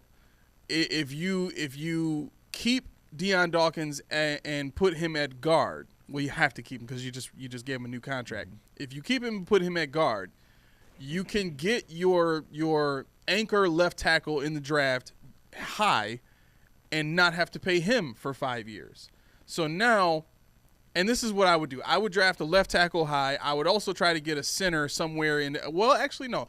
So what do you think about Van Pran taking over after this year? A center? Yeah. I want to see him in the game. I want to see him play. I agree with that 100%. I think you can't because he's a 5th round pick, so you can't wait too long. Right. You know what I mean? He's only got 4 years on his contract, so you got to get him in next year, and that'll give you 3 years. Mm-hmm. And I think that lines up with Cybo's contract too. After this year, Cybo will have after she has 2 more.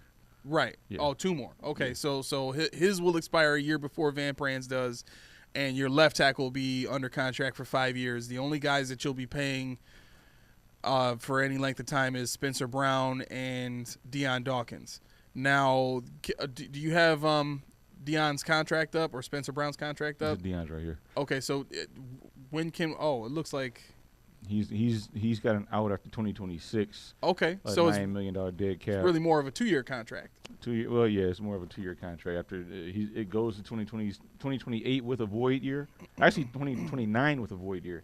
See, this is us talking. It's that. Never mind. He's gonna be on that list for a while. Yeah. But yeah, you got some wiggle room after 2026. We have some money to deal with as long as they don't do anything else crazy. So you can play around with putting them inside at guard if the need arises and you can find somebody. There's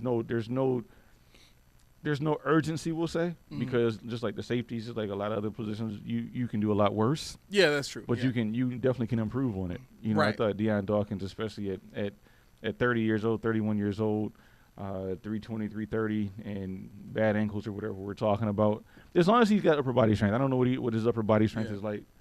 He can play guard. Yeah.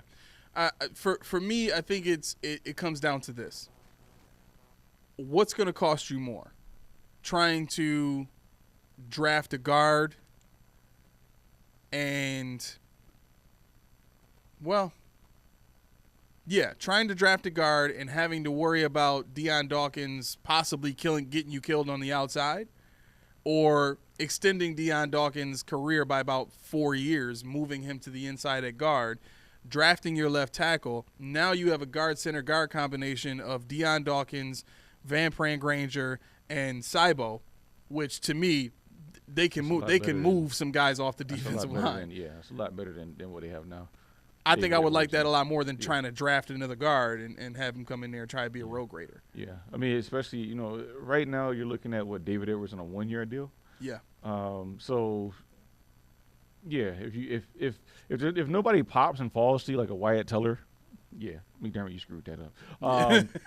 If nobody pops and falls to you in that kind of position, yeah, you should have the flexibility. He's under contract. He needs you to play here. As long as he can do it, we may need you to do it. And it is what it is. You want to get to the Super Bowl or not? Yeah. Trigg says, let's not talk about the center we could have had at Creed Humphrey, but no, let's draft Boogie Basham. Yeah, Creed. Look at his face. I that was by far my most hated draft. I could not stand that draft. Yeah, I know Greg Rousseau. Yeah, I know Spencer Brown. Yeah, I know. But the double down factor to Tommy Doyle and Boogie Basham. Oh, yeah. You remember. Definitely. That's why I brought it up. I saw that comment. I'm like, I can't wait to bring this up. I'm plucking my finger as we speak. I'm like plucking my finger as we speak because I don't want to say what I want to say. No, say it. We here to say it. All right. No, because then Boo's going to hate me again. Boo, how do you feel about Brandon Beane? Anyway, what the hell was that about? What was that? I mean, what were you thinking about? In what world do you know what? I think we did this, but I got to do this again. I have to, bear with me just a moment because this is off the cuff. Okay. Good Lord. What was that? That was 20. here, I believe. No. I have to go. I think it was 2021. Was it? Or was it 2020? Nope. Here it is. Okay. So, Boogie Down Basham. He goes. Where did he go? He went second round, 61st, right in front of Creed Humphrey. Let's see. Who else was there? Boo said, "Please don't start." I'm sorry. I'm sorry, Boo. We had a good thing come. I think I put enough chits in. That's over now. No, I put enough in there. And see, the thing is, this is the kind of deal where you don't reach. Yeah. This is the kind of deal where you don't reach. You know, and it was funny. But no, I'm looking at the later guys. You know, there's guys here that you could have just said, you know what, screw it. You could have said, I'm gonna go all the way up, or I'm just not gonna touch it all. Odigizua, you had. Let's see, who else are we looking at? Chiefs got DJ Humphreys too. Yeah. Yep. Humphreys is what, a guard? Yeah, he's a guard. Oh, okay. So let's see, what could we do? There was no value in the second round. I remember saying that. Asante Samuel Jr. was somebody you could have did whatever. I would have loved to have had. Yeah, that'd have been beautiful. Yeah. Anthony Swartz, I actually like Anthony Swartz. He was a speedster out of Auburn, I believe. I mean, Nico Collins, anybody? Yeah, exactly. If you had to have somebody, I mean, Trey McKitty, if you had to have somebody, I think we ended up with him anyway. Right. He was here as a tight end. Is he still here? We did. Huh? Is he still here? He's here this year, isn't he? No. No? Okay. I don't think so. I mean, there's guys you keep going down. Chaz Surratt was a good name, speed guy at linebacker, depth. I mean, they reached. Again, Malcolm Kuntz in Oakland was doing a good deal. Steve says, "I'll raise your draft, your boogie draft, and raise you cutting a future Pro Bowl guard." I've already done that. I've already been through that. We're here. Who did they cut? Who was the Pro Bowl guard? Wyatt Teller was that Pro Bowl guard. No, they traded him. Same thing. What did they get for a 6th rounder? Wasn't it a 6th rounder or something like that they got for him? Huh? They got a 6th rounder. I think, for him. Yeah, they like swap fifths or something. And then like that. next year he becomes a Pro Bowler. So yeah, we clearly won that one. Yeah. Paulson Adebo, anybody? Cornerback. Let's see. Wait, didn't they get? Amon-Ra St. Brown. They got a player for that trade too, didn't they? What the White? Let me make sure I know what I'm talking about. It's in here. I can find it. How about Amon-Ra St. Brown? He was in the 4th round. Yeah, we wouldn't have needed Shakir. In exchange for the Browns' 2020 5th and 6th round picks and a 2021 7th round pick. So 3 picks we got for him. A 5th, a 6th, and the 7th. And that what year? Okay, what year was that? 2019. 2019, 5th and. Okay, keep that up. I'm gonna go back where I was. Yep, 2019, 5th. I'm sorry, no. So the picks the Bills got, they made the trade in 2019, but the picks they got was 2020's 5th and 6th. 2020's okay, stay right there. 2020's 5th and 6th. You got to go up to 5. Well, this is 6. You're looking at the round. Bills. We had Tyler Bass, and Isaiah Hodgins. So wait. That's 6th round. We didn't have a 5th round pick. I didn't go to 5th yet. I scrolled too far, so I just started there. Oh, okay. 5th round, Jake Fromm. So we traded Wyatt Teller for Jake Fromm, Tyler Bass, and Isaiah Hodgins. Go to 2021. No, because it's 2021 7th round pick. Oh, okay. So Jake Fromm, Tyler Bass, in 2021 7th? 7th round pick. Who cares? Let's see. Jack Anderson. Was that their first one? Their only one. They must have traded up to get something. So Jack Anderson. Is Jack Anderson still on the team? No, he got picked off our practice squad. Sorry, Vu. Sorry. Remember, we cool now. Remember that? Yeah, right. Remember all the progress we made so far. Remember that day? Remember that day? Right. Trigg says we traded Wyatt Teller, but we overdrafted Cody Ford. Listen, this is the show for all of this. Close the show out. We're done. This is the show for all of this. I'm here for all of it because this is exactly why I've been barking the way that I've been barking for so long. I'm tired of seeing moves like this. What say you on that one? I mean, how you gonna come back from that? I mean, There's no way to save that. There's no way to say it, except for Roy saying Bean for Secretary of State. Roy, I mean, if Sean is president, then Bean's got to be Secretary of State. Sean ain't my president. I guess. Trey says, remember A.J. Brown was on the board when we took Cody Ford? Mm-hmm. Remember Grunt was on the board when somebody else took. Who was that? Oh, yeah, that's right. It wasn't McDermott, so it has nothing to do with him. But just we got Terrell Troop over Gronk. That's right, Terrell Troop over Gronk. That's right. Did he play? I don't know, 7, 8 in his career in Buffalo. Yeah. So yeah, we've had a bunch of boneheaded drafts that set us back a grip. Yeah. But yeah, no, I think for certain they need to sit back, take a breath, take their hand off that phone, because Bean said, I can't help myself. I like trading, I like moving and grooving. Boo cracking up. He's wheeling and dealing too much. I'm like, yo, just let the chips fall to you. Let it come to you. Oh my goodness. Oh, Steve said the stud Cyrus Quangio.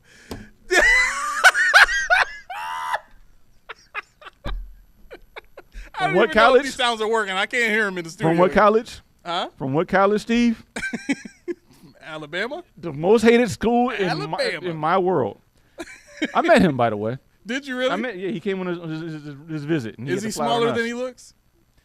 He's about my height. Okay. And no, he's a good sized dude. But wow, that is huge praise. Good sized dude. That is huge. Coming from somebody that says, if Mac was here, bro, you wouldn't live it down. What? You're right.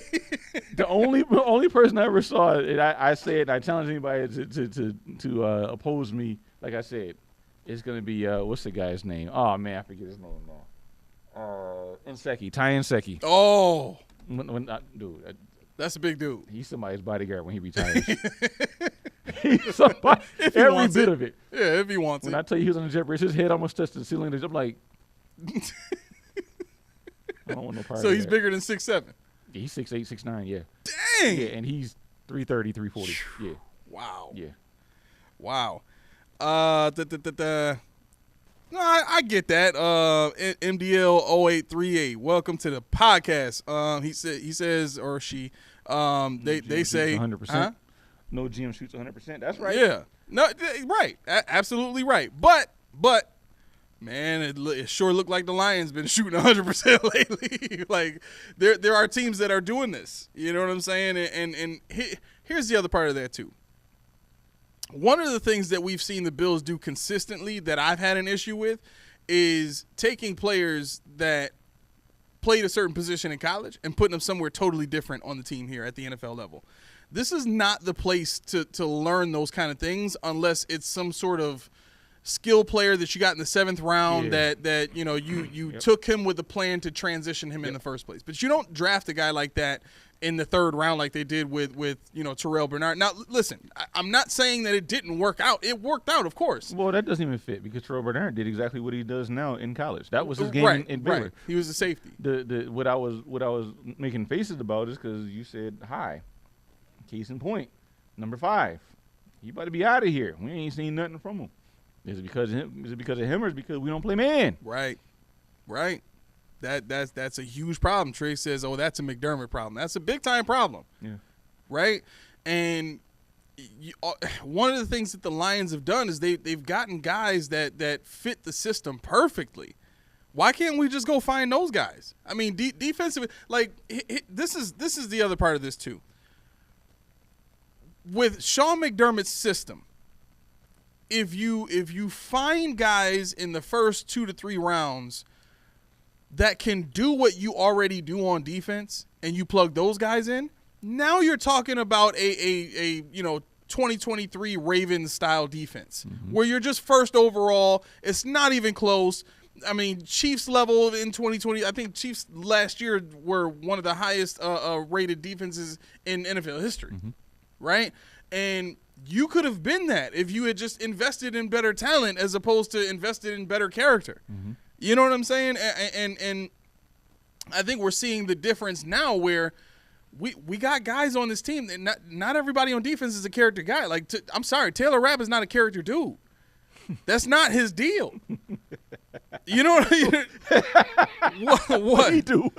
No, what did he do? Whoa, what did Taylor Rapp do? Oh, it's never been. You know what I'm saying? Not saying that he's a bad guy, but I mean, there's more guys on this team now that you look at, and there were guys in training camp. I mean, listen, you can't tell me that there wasn't a shift in mentality when Chase Claypool is on the team.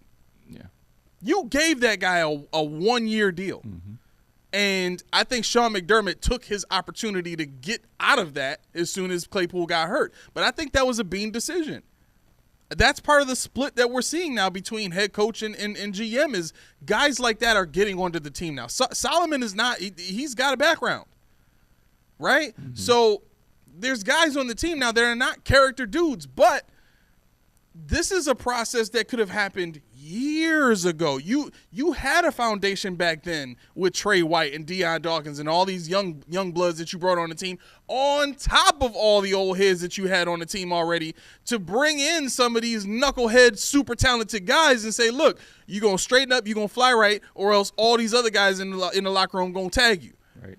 You know what I'm saying? You can play around if you want and find out. But they didn't do that. They said, we're going to live by this one standard and we're going to die by this one standard. And what has that gotten us? One AFC championship appearance. Mm-hmm. I'm sitting here laughing, trying to hold it back, and I'm sitting here just envisioning Taylor Rapp on the couch somewhere. It's like, no, listen to these clowns. Like, what did I do? No, I'm listening to these clowns. Like, I ain't got nothing to do. We on a bye. Let me see what these fools talk. We got uncharacteristic guys on the team? Who did he talk? Me? What the hell did I do? He like, out of all the other 11, 10 guys you pick me? Anybody else? He's like, we got Bond sitting right here. You pick me? He's like, unsubscribe. Exactly. I'm gonna see if we can get Taylor Rapp on the show next week. He's like, nope, not doing it. I was already set. I was coming on and you said that. I don't know what I did. Maybe that's why we can't seem to get football players on this show. Oh my gosh. Trigg said Bean wanted McDuffie, but when he got stolen by the Chiefs, he panicked and picked Elam. That's exactly what happened. We know, but you know the best part about that is he had enough time. It's not like he traded up to the next pick after McDuffie. He had enough time to like redo his board and say, you know what, forget that. Right. It's out. It was far enough. And that's what I'm asking. Who was it? MDH? Was it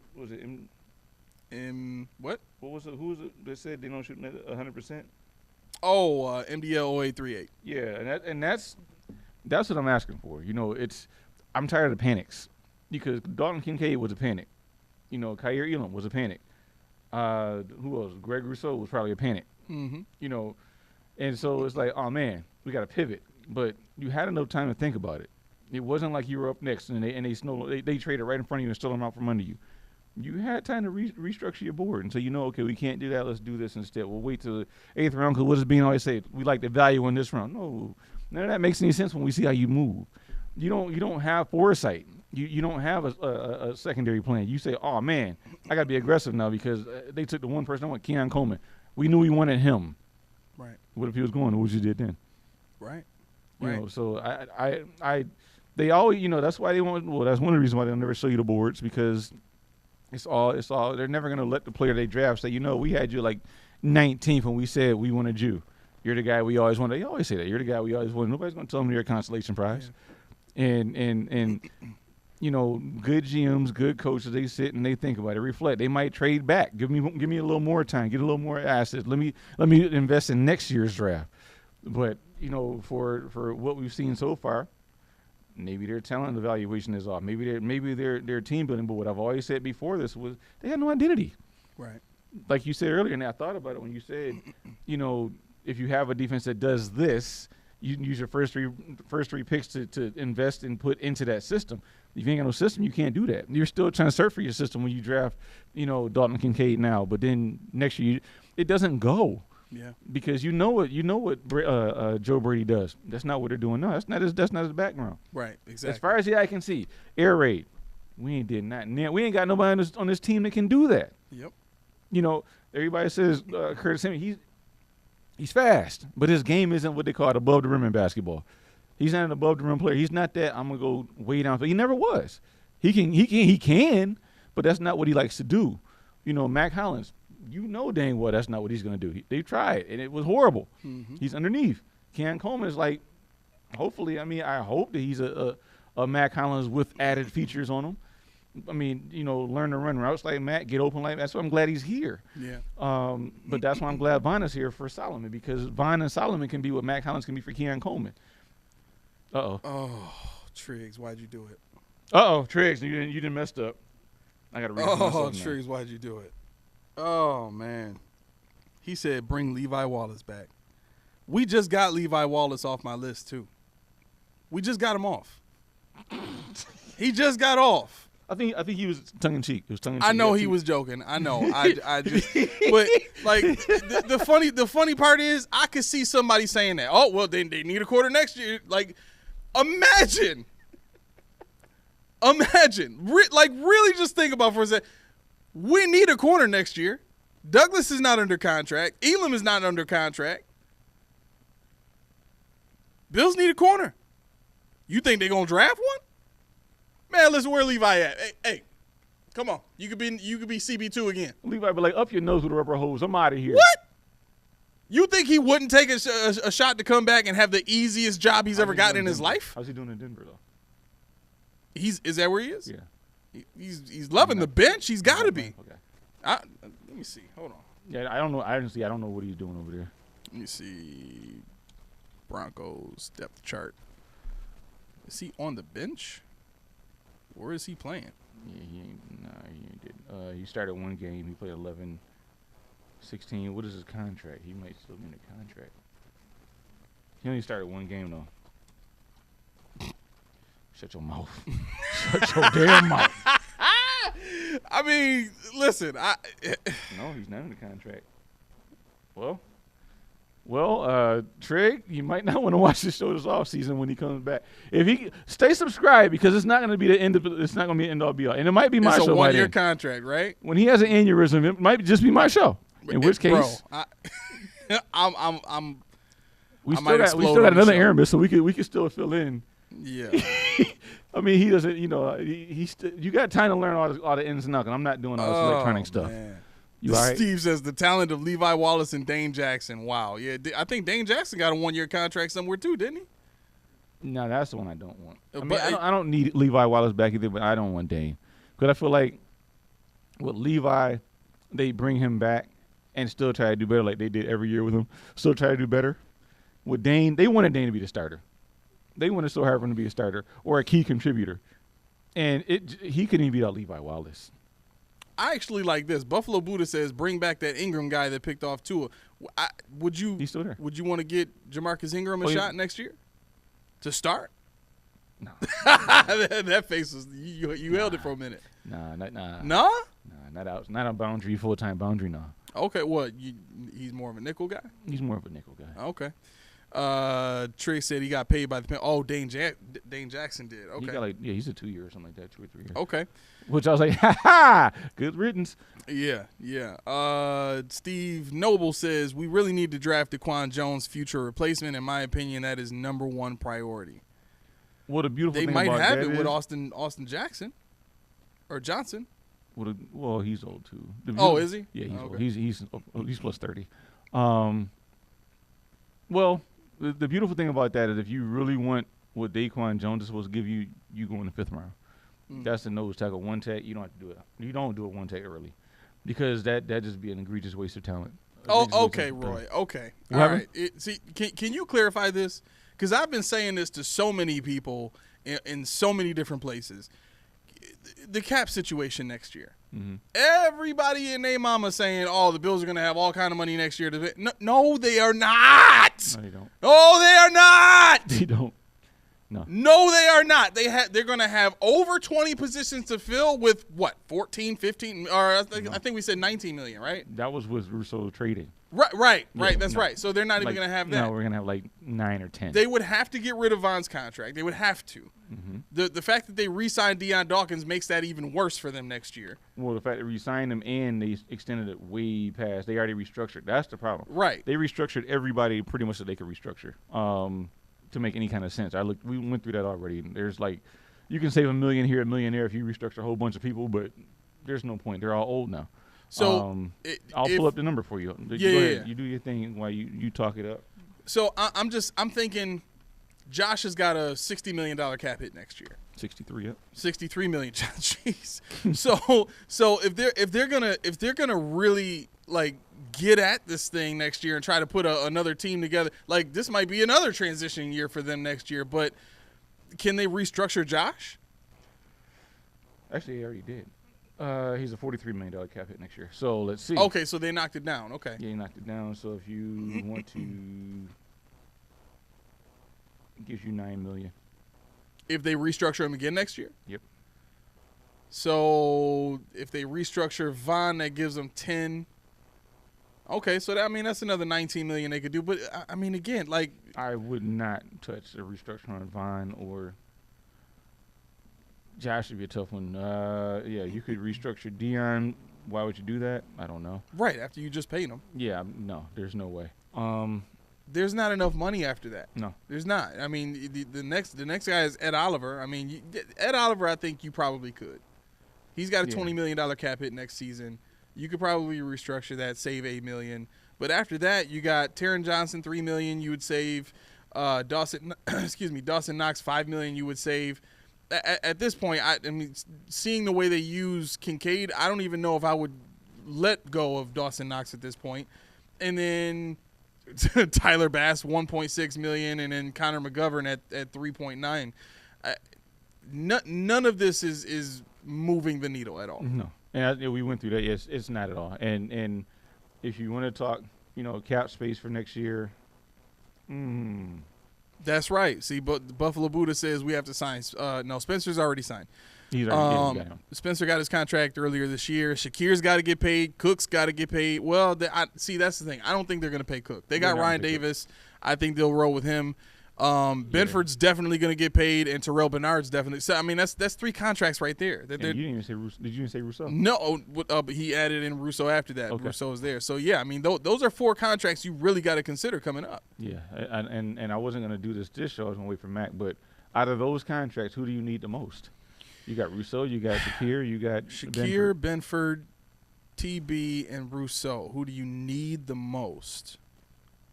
I think you need Benford the most out of all of them because you have no other corners next year. I would agree. You need Benford and Shakir. Rousseau, you don't really need.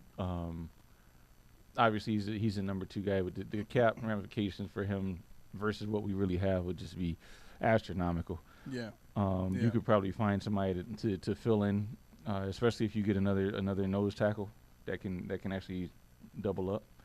Elianku, are they gonna flirt with him next year? Just why? Just to take them halfway home and change their minds? Right. I mean, just marry him at this point. Right. We ain't doing nothing anyway. Might as well do it married. Netflix and no chill. I don't know. Roy says projected cap is $275 million for next year, but most believe it will be over 280. If you're going with that, okay, but that's projected. I'm gonna stay with where we are right now. Just because I don't want to be like, oh man, and that's how Bean thinks. Bean doesn't go in projections.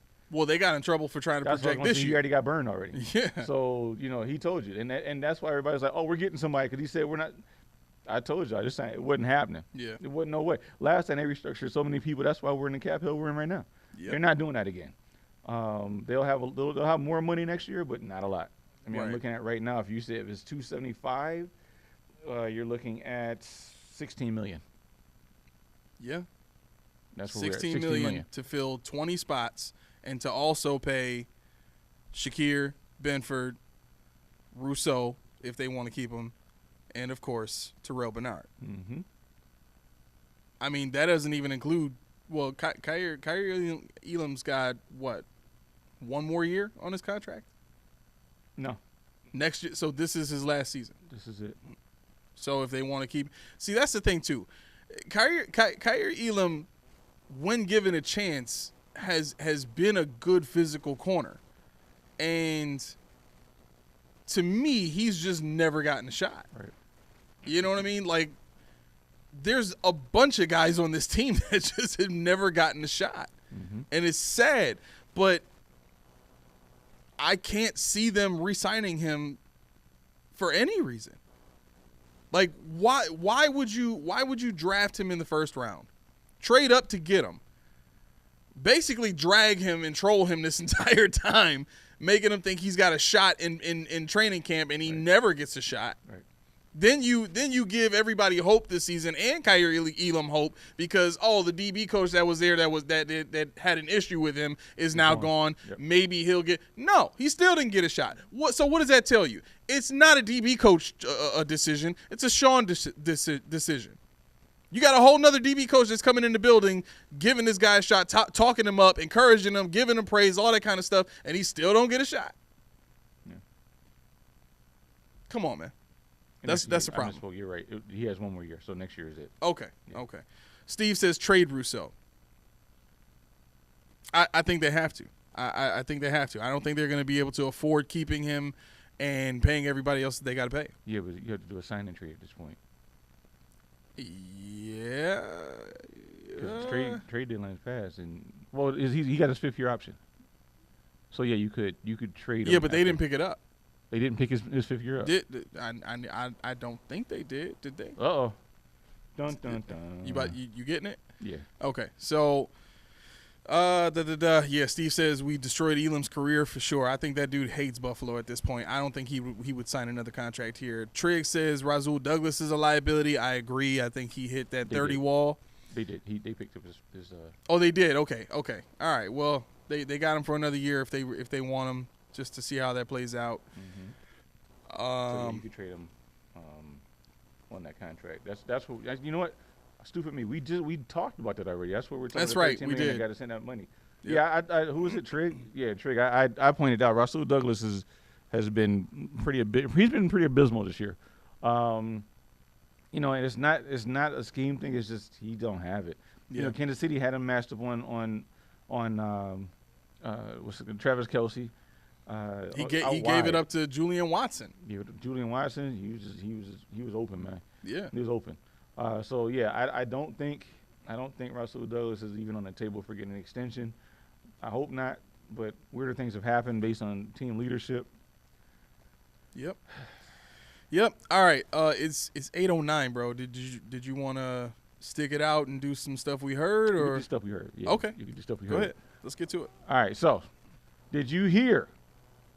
Well, you're old enough to know this. Now, tell me what this sounds like. Maybe. We're the same age. Maybe. We don't know that yet. 16 years. 16 years plus. Different level of wisdom. Different level of understanding. Different level of punishment. I want to live long after my records have fallen.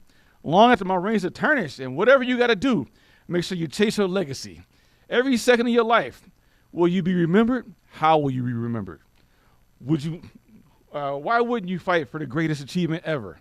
Leave your mark. What does that sound like? 16 years plus. I want my legacy to live long. Mm-hmm.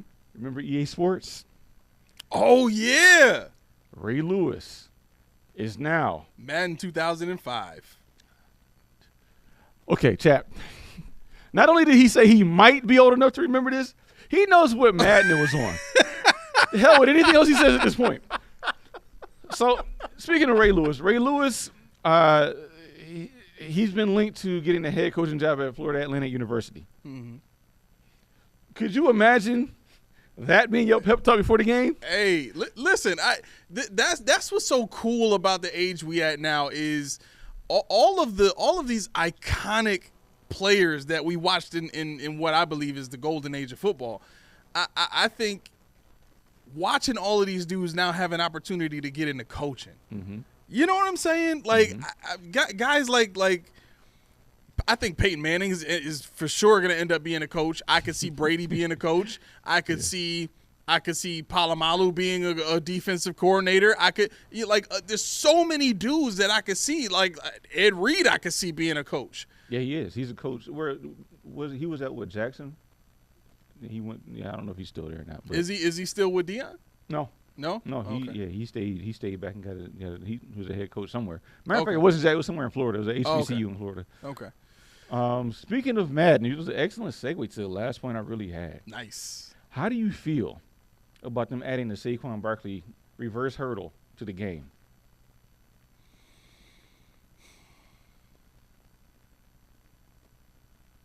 I don't like it. We agree on something. In the show, we agree on something? Yeah. All right, now why don't you why do you say that? Because when you add it into the game, when it's something that hasn't been possible before, it seems like a money grab. It seems like an attention grab. I can't believe this. I literally put here. I honestly don't like the idea in the game. It's so iconic. The rarity of it tarnishes the once in a lifetime moment by being able to execute it by hitting a triangle. Exactly. Yeah. I mean, did they put the helmet catch from the Super Bowl in the game? No. What about Vince Carter's dunk in the Olympics? Did he jump over anybody in the game? No. Yeah. What about the immaculate reception by Franco Harris? No. You know what they did do, What's though? that? They did do Trey White's diving interception. Yeah, they did, because he did. Well, they put that in. I thought that was a glitch in, like, what was that? Was that 2 or 3 years ago? He did it all the time. Like, yo. It was Madden 19. 19? Madden 19 was the one he was just code, diving all over the whole place. time. Yeah. I mean, it was bad. For people that really like hockey, Bobby Orr's flying goal in 70. Dominic Hasek's greatest save in 94. You remember that? The butterfly, he was on the ground like, where's the puck? He stopped and wasn't even looking no more. He had octopus arms. The Michael Jordan shot over Cleveland in 89 over Elo. That ain't in the game. That double clutch where Elo goes, that's not there. That's in the intro. Yeah. The Dr. J behind the backboard reverse. My dad talks about this to this day. To this day. This was like late 70s, early 80s. Mm-hmm. I mean, and Dr. J said, I didn't know I was doing with the ball. How great do you have to be mid-air, and what am I going to do with this thing?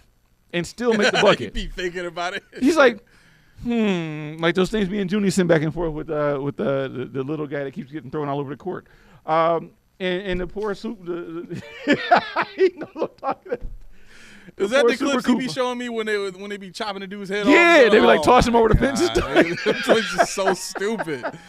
Oh my goodness. And think about the super Coop windmill for Dr. J, where I don't even know why Coop jumped. He jumped to realize right away it was a bad decision. He kind of just floated by. I mean, these are iconic moments that you cannot recreate. I don't want to see it again. Like, if they do it again on the field, fine. Mm-hmm. But I don't want to be able to hit a button and just do it whenever I want. Right. You know, it's right. just ridiculous. Now, if they made it so that you could make your player turn backwards and then hurdle that way, like it was like a mechanic that you could force your player to do manually, then okay. Because now at that point, you're like the whole idea of this new Madden game in general is the physics of it. Mm-hmm. You know what I mean? Every hit is different. Mm-hmm. Every point of contact is different. You know, so I mean that would fit in line with that, but. It was just so out of pocket. The reaction on the sideline from when he did it, people couldn't believe it. You know, it was ridiculous. Yeah. It was ridiculous. Mark says, I don't know. I'd make arguments for the golden age being the late 80s to early 90s. Such good players then. What do you think about that? I think, you know what, and this is not going towards Mark's age or anything like that. I don't know. But the thing is, with me being 40, you know, your golden age, it moves with you. We didn't get to see Mark Bavaro and Art Monks and guys like that in their primes unless you're watching footage on YouTube. But, you know, for us, when you talk about the Urlachers and the Zach Thomas, Zach Taylor, all kinds and all of those great guys. defenses. I mean, there were a lot of teams with good quarterbacks back then. Right. I mean, you had Steve McNair still playing. Who else is still playing back then? I mean. You had so Steve McNair, Kurt Warner was playing. Drew Brees. Drew Brees is still playing. You had, Drew Bledsoe was still available. Tom Brady was there. Tom Brady was available. Peyton Manning was there. Yeah, Phillip Rivers. Yeah, I said it. Eli Manning. Eli Manning was the best of all of them. He was the best of all of them. Okay, we went like that. All right, cool. Okay. All right. Okay. If you beat the GOAT in the biggest game of the season, in the biggest game in the world, every time you see him, like Eli Manning's undefeated against Brady in the Super Bowl. Undefeated. He has to be the greatest. He has to. Like, Brady could be the GOAT in terms of, like, all the career stats and how many games he's won. That's fine. But you know who's better than him? Eli Manning. The only guy to have ever beaten him in the Super Bowl twice and is undefeated against him. I'm sorry. There's no logic that can turn that down. I'm still waiting for somebody else to debate me on that. That changes my mind. I'm still waiting for that. Tune in on Monday. I got some real ace. Yeah. So this is what it looks like right before Keyshawn's head is about to roll right off his shoulders. Just so you know. Like, I'm going to work now.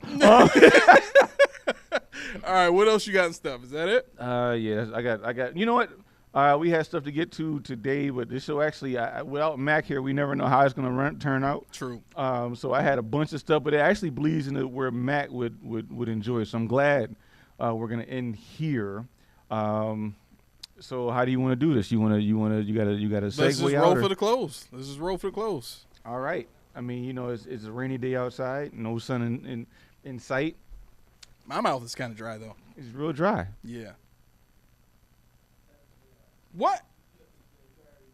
I said my mouth is dry. No. A pause would be if I said my mouth is wet. That would be pause. See? Okay, so I talked my way out of it. So how much pause would Ree's tea be? Ree's tea is 1 part delicious, 1 part refreshing, 2 parts healthy. That's what you can expect. Best segue in the world. When there's only 4, count them 4 ingredients. I don't even drink tea, but let me tell you, that's a good drink there. How wet is tea really? What are you doing? Head on over to Ree's to find out. Get it by the case or the individual. Why would you do that? Get the case. You won't be disappointed, but what do I know? See for yourself. Ree's tea. Click the link in the description below. Comment and do, and tell them who sent you. That's an amazing job keeping your composure while I'm over here dying laughing. Touche. Oh, my gosh. Oh, man. Okay. All right. Let me make sure this is all lined up. OLI, where you at? Every time I remember to get this done on time, he ain't here. All right. Let's see. Steve says, what are the 4? Oh, yeah. What are the 4 ingredients?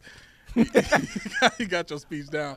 All right. Here we go. All right. If you're hearing that music, that means it's time for us to skibbity out of this piece.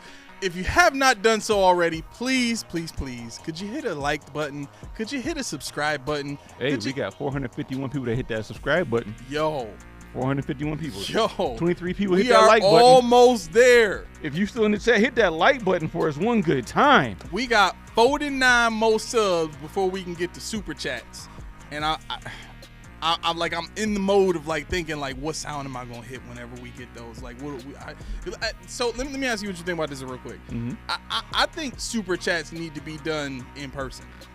I think super chats should be done. I think we should bring people onto the show to do their comments. That's what I think. I think there's a way to make that happen. I think we should probably make that happen. We can do some things. You said we can do a lot of things. You do research. You know these things. That's very true. So I listen to you. I defer. All I do is sit here behind a mic and talk my stuff.